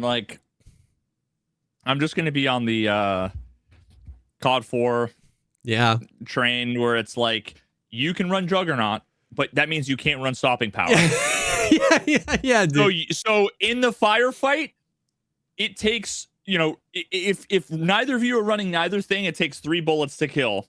If you're running Stopping Power, you'll die to 3 bullets, but you'll kill them in 2. But if they're running Juggernaut, well, then they'll die in 4 bullets. And it's just always +1, -1, Bro, +1, -1. Imagine brand new game, brand new visuals, extraction shooter, all the gear, all the milsim when it comes to the gear, but there's only 1 ammo for every gun, and the health system it's called COD 4. Like bring that into a modern day and make it an extraction shooter, and you can trick out your gun with the trigger and the this and then that and the this. But at the end of the day, there's one ammo in the game, and it's stopping power, juggernaut. It's like just that system. You just pick your perks and you go out onto a raid. That'd be fucking sick. Yeah, the problem is that you want people to be able to geek out their gear with all kinds of cool shit, right? Well, in order to make that exciting, you need to have variation. To matter, yeah. And in order for variation to matter, then you need to have like options.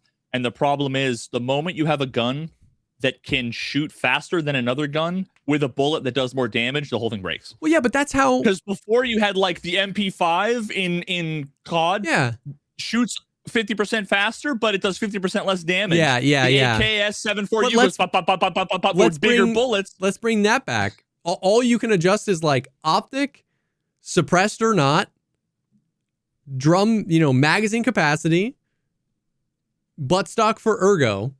But yeah, you can't change rate of fire and you can't change damage. Yeah, like, well, because that'd be interesting. It should just be the guns that have a higher rate of fire do less damage. Yes. We're only going to add guns into the game where that's a thing. You know what I mean? Yeah. That, and then the health system you mentioned, where it's like brain times 2 or head times 2, throat, heart times 1.5. That's it. Yeah. You have a helmet. Oh, but that's one more bullet, right? Yeah. You have chest armor. Well, that's one more bullet. But you're now 50% slower to run. Yeah. All of these things, they shouldn't be... If you think about like how you define these systems, Tarkov has,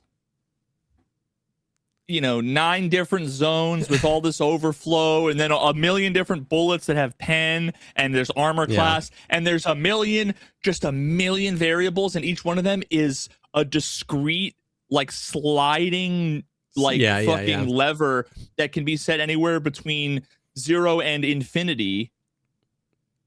And Infinity Ward had everything is a fucking 3-way switch. Yes. But there's only 3 switches, and all the switches are connected. You do this, it goes. Yep. Like no, wait. Yep. You go change this.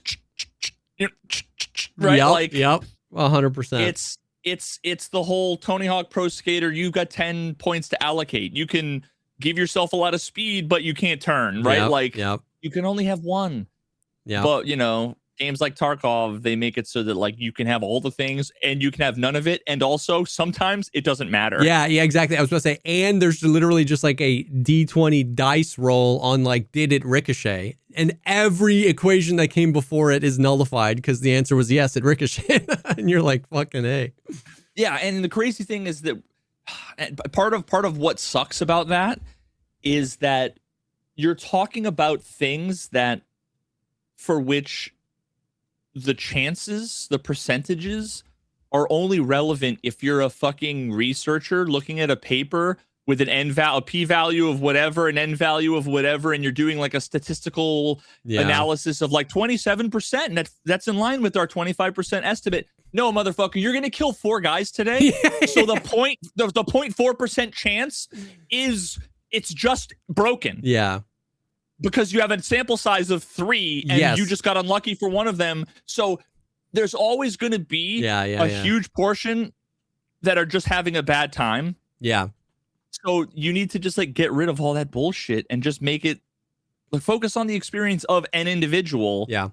Not the experience of, well, a million people all getting in a million firefights. The numbers make sense. Yes. That's such a good point where like it's the whole, what are those called? Where like they drop all the marbles and it always ends up in like the perfect curve, the bell curve. You know what I mean? Where it's like, oh, you know what I'm talking about? Like if I mean it's not like a Gaussian distribution. It's some sort of distribution where it's like I forget what that's called. Is a symmetric bell-shaped continuous probability distribution where most data points cluster around a central mean. Okay, yeah, so it is. It's like that. It's that, right? It's like Gaussian. Just drop Gaussian. 5 marbles, and they're not gonna land in the perfect thing. You have to drop 1 million. But when the player is only ever gonna drop 5 at a time, then you throw the whole curve out the window because they're only going to get one of the 5. You know what I mean? Or they're only going to get the 5. You know, they drop it and it goes, and it lands all the way over to the right, and they're like, just like either like yes or like shit. Yeah, and you get to drop 3 balls. Yeah, but Nikita goes, but the math, but realistic distribution. Yeah, the data looks good. Yeah, I had never thought about that, but that's so true. In a game like this, the more complex the system, it might average out over time to exactly where you want it.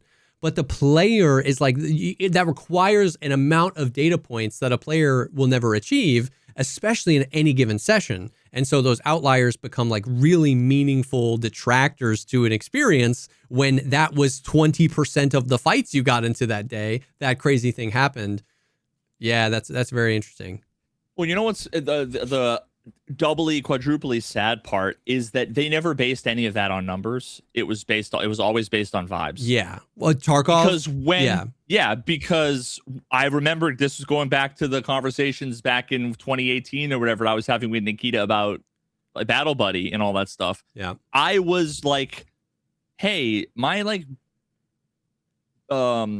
ballistics calculator, like my ballistics simulations are showing like these results, and he was like surprised by the like that's what the numbers result in. Interesting.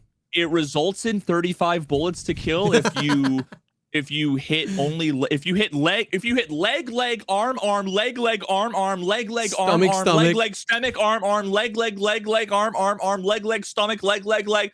I'm like, Nikita, is that what you know? And he's like, it can't be. And it's like, well, if you look at the system and you see how it works and you look at the numbers, and that's what, you know, and it's like, yeah. So it was always based on like an imagined sort of vibe. And the other sad thing is, because they never had like calculators for all this stuff, and they didn't have like, I don't know, fucking unit tests or whatever, is I bet you so much of it was based on they go and tweak like a fragmentation value from 5% to 6%. And then like Dimitrov goes into the test environment and shoots 5 scavs and is like, that feels right. Yeah.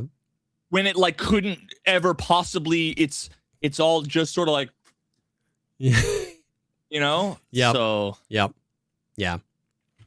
So, yeah, Gray Zone suffers from a little bit of that.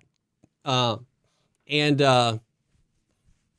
yeah, but ultimately the patch has been awesome. It's like meaningfully, and this is kind of what I was saying earlier. The patch has meaningfully moved the game forward, and I just made a video with my thoughts on the patch. And basically, what I said in the script was like, this patch feels like the final patch of fixing the game, which is a good and bad thing for Madfinger, because the conversation around Gray Zone for the past 2 years, you know, they sold like 2 million copies, something fucking crazy. Like, the conversation had been, I haven't played that game in forever. Does the AI still one-tap you from 100 meters away? Is the performance still bad? Is the whatever? It was always those things, right? Almost all those things are either extremely meaningfully less frequent or they're completely fixed. And almost every other way you interact with the game has gotten better. It's gotten more user-friendly, much easier for new players to hop in. So now the conversation, and this is what I put in the video, the conversation is going to shift like from did they fix the thing to like, well, what is there to do? And so now they need to, and so I was like, and I put in the script, I was like, that's a compliment, right? That they've fixed the shit, that they put their head down, and they did it the opposite way Tarkov did. Tarkov, like, when you're not fighting with your spouse every single day, now you have to figure out what to do on the weekend, and you can. Yes, dude, yes, exactly. And so it's like Tarkov did it the other way, where, you know, how many times on the podcast did we say if they just would take like a year, stop adding new content, fix the audio, fix the netcode, fix their performance, like Streets of Tarkov, still you get like 60 FPS on like a NASA computer, right? Hell yeah, brother. But what the BSG was doing, they were stringing us along with like features and content through all the bullshit. I'm not saying that any way is better or worse, but Madfinger did the opposite, where they released the game and then they put their head down They have not done like any Tarkov TV lives. They've not shown the community what's coming. They just focused on fixing the experience. And it's not perfect. There's still a lot of little things, but it's meaningfully better. Now to the point where it's like, you got to keep them there. A lot of people are going to come back and be like, holy shit, the game feels a lot better. But now what is Gray Zone supposed to be? And so like, I'm not saying like, if they don't do that in 6 months, the game is going to die. I'm saying it's like, now I hope that they're like locked in on that. Because the base experience of the game is good, but it's largely just like explore the world and do 250 quests. And most of those quests are go hit F on a thing or kill 10 of these things. That is a couple hundred hours of content, you know, depending on how slow you do it. Maybe not a couple hundred, you know, maybe like 100 hours of content, if depending on how slow you do it. But that is like the one system. It's like go fight PvP or just do quests and PvE. And like the you know, not to compare it to a game like Tarkov, but, you know, after 10 years in development, Tarkov has like, you can go farm things you need for barters. You can go farm things you need for your hideout. You can go work on your soft skills. You can work towards Kappa. You can work towards escaping. Yeah, but it's all kind of...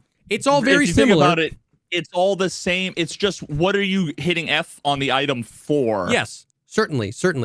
But at least there's more trains. Gives you the illusion of there being shit to do. Well, not even that. It's just like when you get to the end of the quests in Gray Zone, which you can reasonably do, you're just kind of like at the end of the game. You know what I mean? Whereas like if there was like, so just having those things means you're bopping around between, like, I guess I should work on some quests. Oh, I need to go do a loot run for some crafting materials or whatever. It's just like, exactly. It's like it's an illusion thing. It's like there are more things to do, which means it's harder to get to the end of any one of them and all this kind of stuff.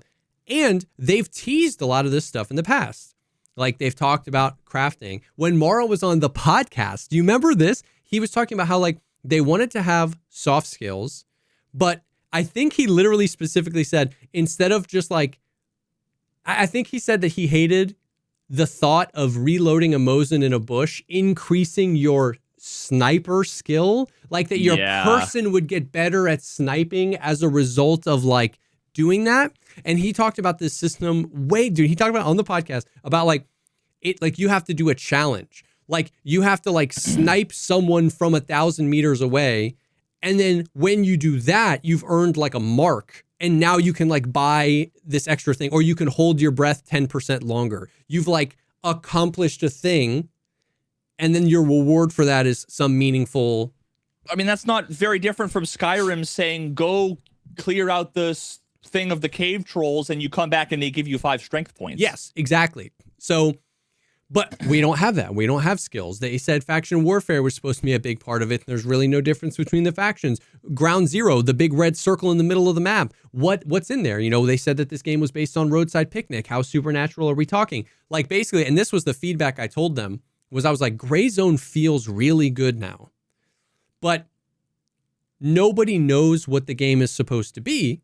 You guys talked about it a lot before 1.0, before 0.1 came out, but then the conversation shifted. And I think that was their thought, was like, we've talked about all this stuff. And I was like, you talked about it 2 years ago, and then everybody forgot because all they could think about was the AI sucks, the performance sucks, the this sucks, that sucks. Yeah. And I was like, you guys did it, right? Like you guys are awesome. You put your head down and you fixed the work.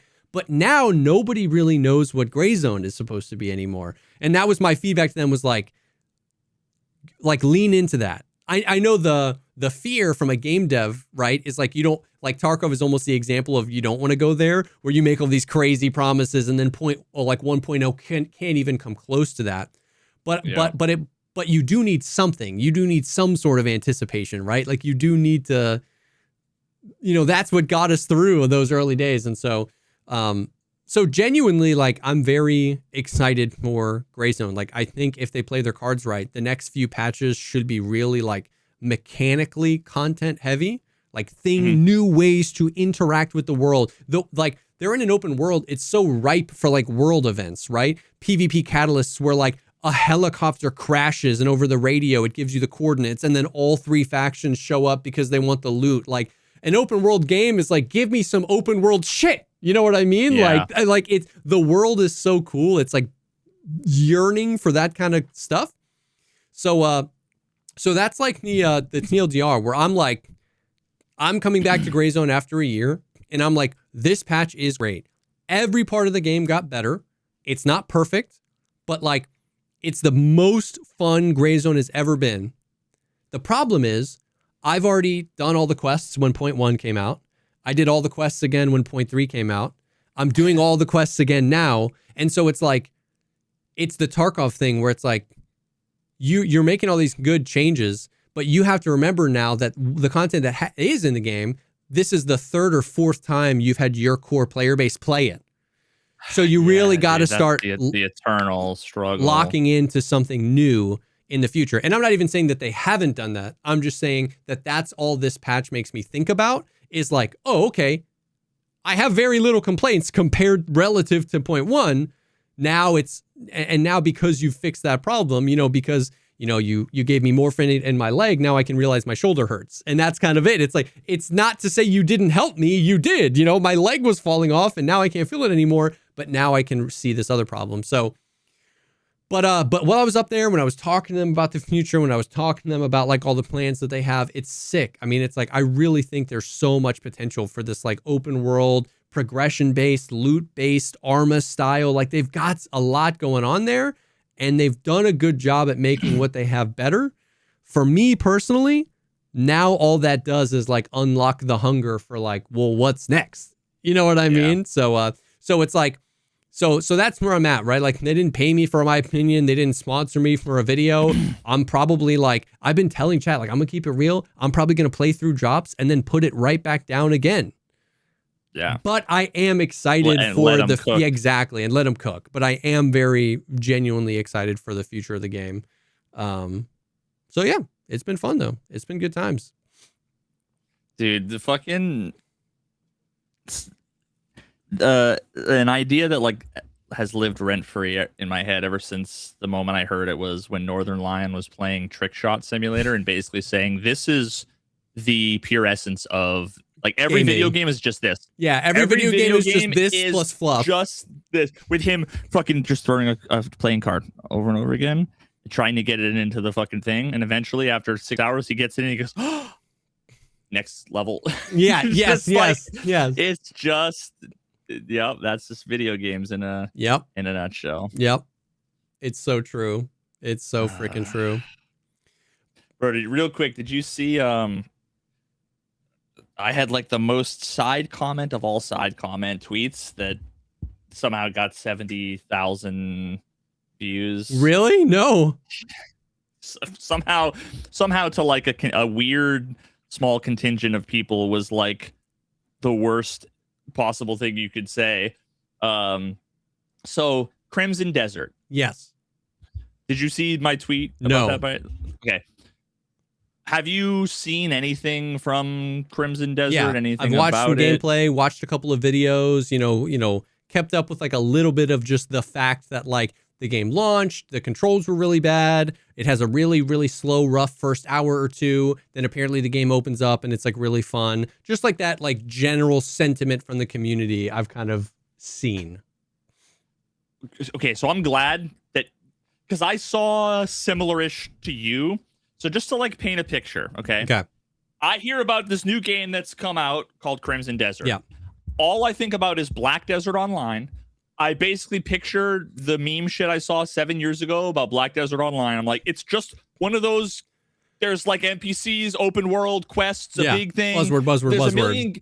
A million games that I just like picture. Elden Ring, fucking, Breath of the Wild, just a million things like that. And I'm just like, okay, conceptually, that's just not something that like gets me fucking rock hard at the moment.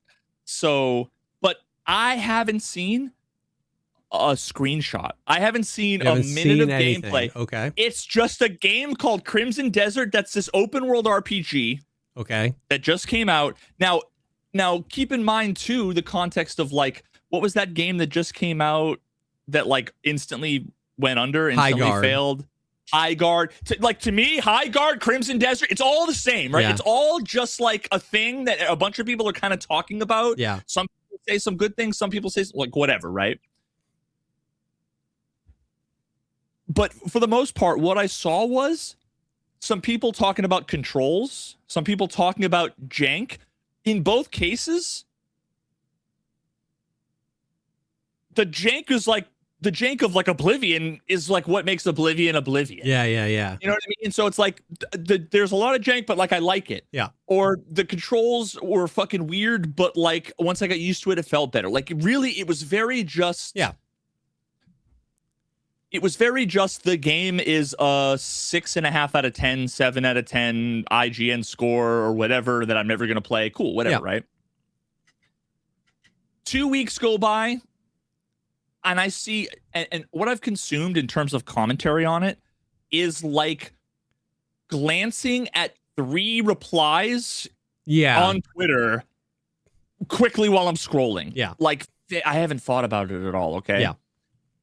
2 weeks the game has been out, and I see a post from somebody who I've never seen before. This person, Synth Potato. I don't know, maybe they're huge. Maybe, I didn't even click on the profile to see who they are, how big they are.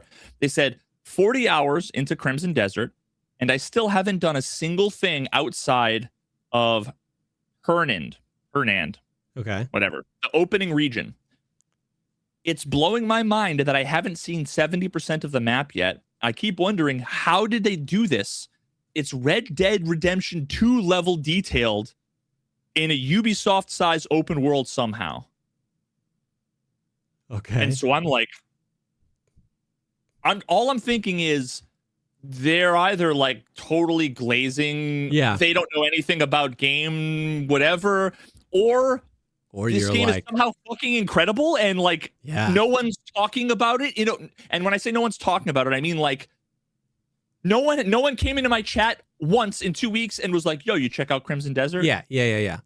No one's like, it just really hasn't come across my personal radar, which is it hasn't shown up in my feeds anywhere.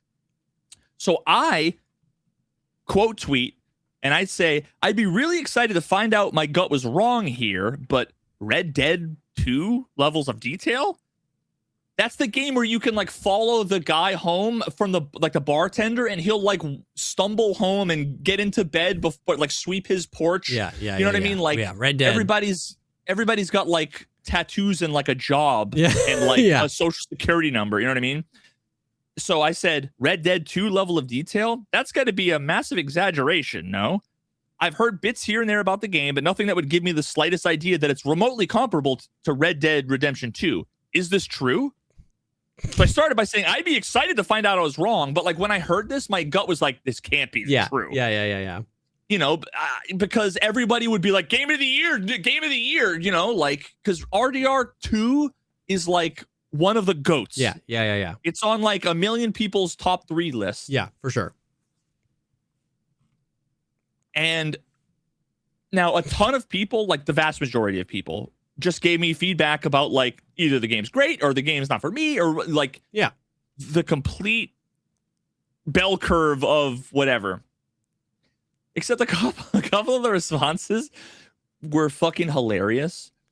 My favorite of which was, and the problem is that it's got so many like reply to reply that like my notifications are just cooked. It like I have to scroll past like 20 back and forths between 2 random people I've never seen about a side, like they might as well be talking about like social security fraud in the comments, and it's like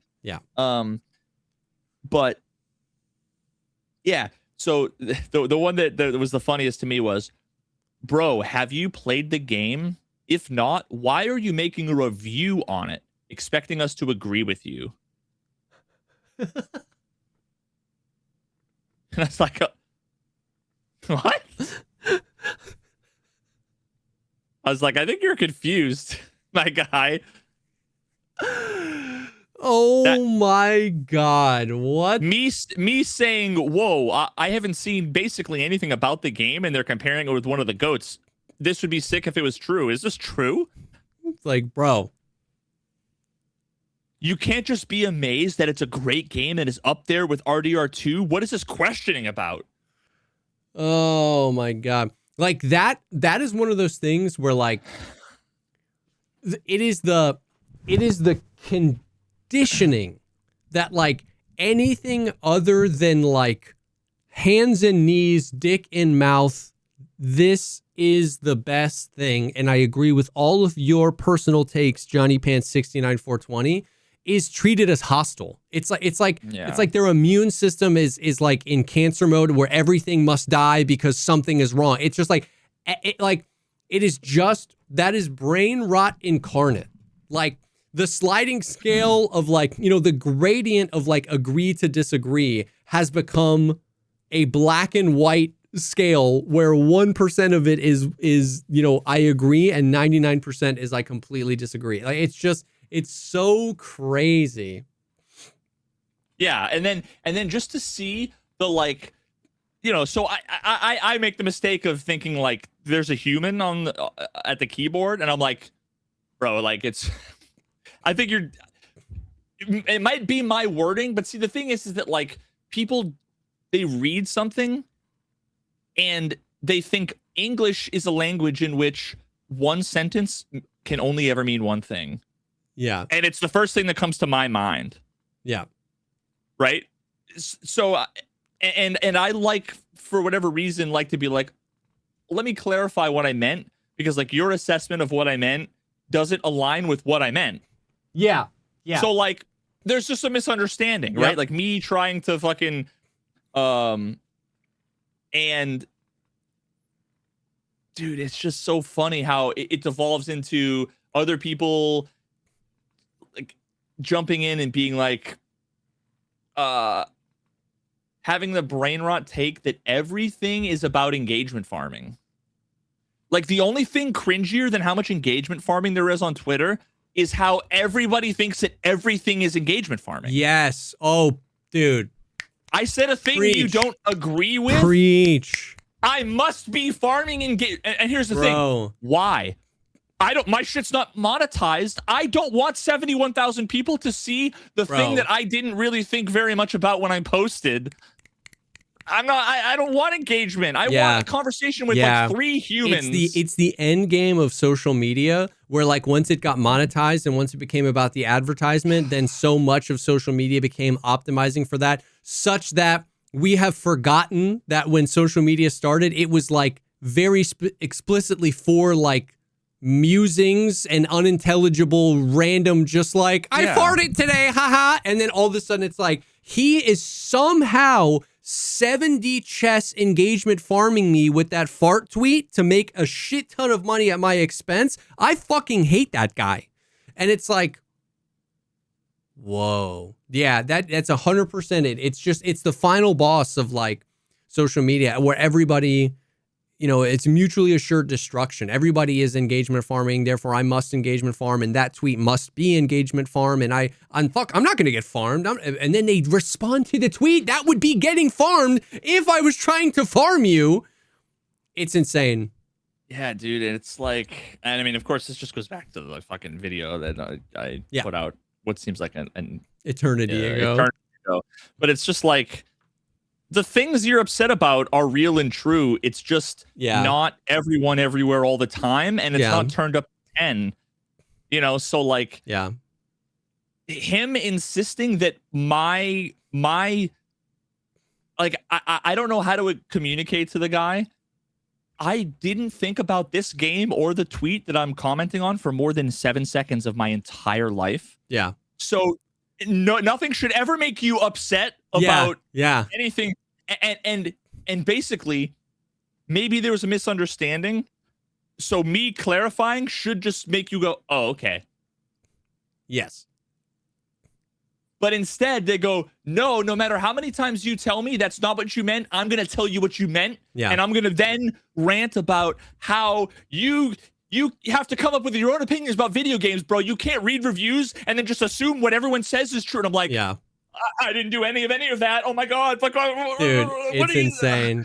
It's insane. And now that was one of the, the first tweets in like 6 months where I had to be like, I'm going to turn off notifications for this. Yeah. And then just let it. And it's just so weird. Just like simmer. Because it's almost like the people who are mad at like the cesspool that is like the dead shopping mall of like Twitter. Yeah. what he just did is he forced me out of the shopping mall. Yeah. Like you just made it so that I'm going to post, walk away, and not read anything. Yeah. Which is like what all these fucking engagement farmers. Yeah. Because you want to be like, why are you doing this thing? And then they never fucking respond to any of the things, right? Yeah. Unless they're bots. It's crazy. I had a similar kind of experience where I was just like, what the hell? I just like opened up YouTube, the YouTube Studio app just to like check, how my video's doing or whatever. And I saw a comment and it was like super negative. And it was, I don't even remember exactly what it said, but it was just like this really like, it was like, wow, unbelievable. Like you couldn't have just left him alone. 3-man bullying one guy and then bragging about it like you did fucking anything. So cringe. And I was like, and I saw the name of, because they, Ghost Pixel edits my shorts and then they post them and it was on a short and I was like, and so I watched the clip back and then the clip was like, so there's basically scavs in Marathon. It's called Rook. It's the same principle where like you have like a really shitty kit, but you go in and you can like go for the come up, right? Yeah. And the thing about it is like a Rook, you'll always be in the trios lobby. So it's like, and you can only play solo. Anyways, so like the clip was like a Rook was like trying to get to the extract and he like shoots at us and we shoot back at him. And you can, when you're downed, like in the down but not out state, you can still extract if you're in the extract when it goes off. So I like Rilo downed him and then I finished him. So he full died. So when the extract went, we could loot him. And the only reason why I thought the clip was fun was because it was like the most juiced, like end game. Like if it were Tarkov, like 3 like slick armors, 2 meta HKs, just like the most juiced scav ever. And I just thought that was like a cool clip. So we posted it and it was like, I was just like, what? Like it was the most like simple clip ever. The guy shot at us. We shot back. We killed him. I was like, look at all this loot. And he was like bragging about it. The only comm I made was like, I got him. He interpreted that as like me bragging, like, I got him. But I was just like calming to the team that I got him. Oh, God, it's so cringe. Yeah, I was just saying I got him because the extract was about to go. And I was like, oh, I got him. I just let him know. And it was like, he posted that comment and there were like 7 replies where like people were just like, what are you talking about? Someone was like, Rook can only go into 3 trios. They weren't bullying him. He can't have teammates. Like somebody else was like, he shot at them first. Why would they let him go? And like, it was just so many layers. And so I just responded. I was like, my man, if you think shooting people and then letting your teammates know you've shot at them in an extraction shooter is cringe, I just don't think these games are for you. And he just deleted the comment. He just gave in and deleted the comment. But I was just like, it was exactly that, where it was like, I felt as though he was primed to just receive information as if it was the most negative. So he watched the clip and heard me say, I got him, and interpreted that as this like really grotesque brag, when it was like, I just letting Rilo know I got him. And it was just that, it was that same thing where I was like, damn, like you're just prepped to just receive all the information, skewed, redshifted towards anger. And it's like, I don't know, man. Like I was just like, I got him. Dude, it's that Key and Peele skit where they're texting and he's like, you gonna come over tonight? You want to hang out? Like, oh, and he's like, maybe, maybe, like, whatever you want, it doesn't really matter to me. And he's like, it doesn't matter? Yes, yeah. Like, I don't matter? What the fuck, bro? And he's like, really, man? It doesn't matter? And he's like, oh, he's being so courteous. And it's just like, they just... Yeah, it's and like, exactly I understand, like, conceptually, it's kind of similar to, not to get into the politics, but like the whole suspend the Constitution thing in my video about like the Trump on Truth Social, where it was like, I think that like my perspective of what was meant by this was just, it was such that like, I didn't even consider that it could have been anything different, especially, and that's unlike me, because I'm constantly like trying to figure out the 90 different ways in which someone could mean something. Yeah. But yeah, dude, fucking Jesus, it's so wild. It was just I don't know. Damn, bro. I don't know. Like, YouTube is weird because it gives me like one notification a week about a comment. Exactly. And sometimes it's that, I don't know, and you're like, why. what the fuck? Literally, the last comment I got was, your videos are abs, and this was on the Chandler Halderson video. Okay. Your videos are absolute dog shit. Your tone comes off chipper while describing horrible crimes. Have some respect for the lives lost and the subject matter. The music is the ...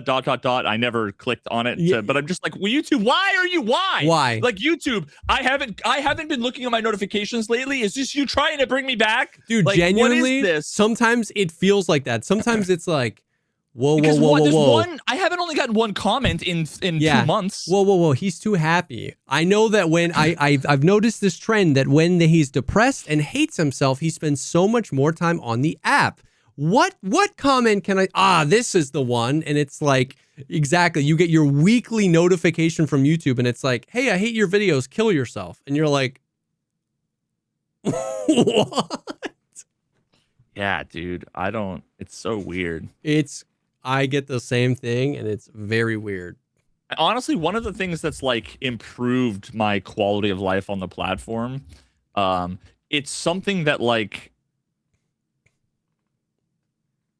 I don't know, probably isn't, I would imagine it's like not very common, but like, I don't know, I don't care. Like, I don't do the meta stuff. I'm not interested in like maximizing metagaming, like anything. YouTube I'm just maxing. Like, yeah. So I comment on a shit ton of videos that I watch. Yeah. Like I'm a normal person. Because I am a normal person. Go figure. But it's always kind of wholesome where it's like, it'll be a fucking Sleep Token reaction video or like a Carl Jobst video or like a Smarter Everyday video. And when like, I'll leave a comment with something that I'm thinking or feeling, like something actually either like I'm memeing or I'm making a joke or it's like a genuine praise of a thing. And then like, it's almost like a time release dopamine bomb when like I get a comment, like someone replies to the comment like 2 weeks later and they're like, what the fuck? Veritas in a random like 300 subscriber channel YouTube video. Yeah. They're like, hey, what's up, man? And it's like that's like that's my new meta for enjoying myself on the platform. Yeah. I love it.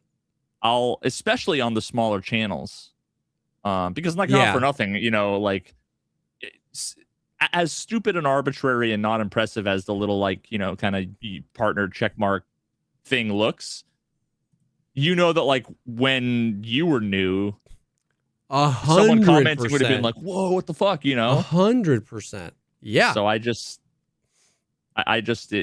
it's always, it can be fun and kind of wholesome to like, for sure, when I'm watching some of these smaller channels that are completely unrelated to fucking any of my content. Just to be like, yeah, this content's fantastic. No, that's awesome.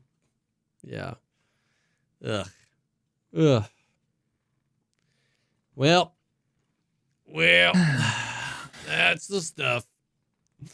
Good to be back. Good to be back gaming. Good to be back podcasting. The PP episode this week was a banger. Go check that out. If you like this content and you want even more, head to patreon.com/thepodcastpod. Get early ad-free access to these episodes and extra episodes we film just for the people over there, and they're awesome. Thank you for being here. Thank you guys for hanging. We will definitely see y'all on the next one. Toodles.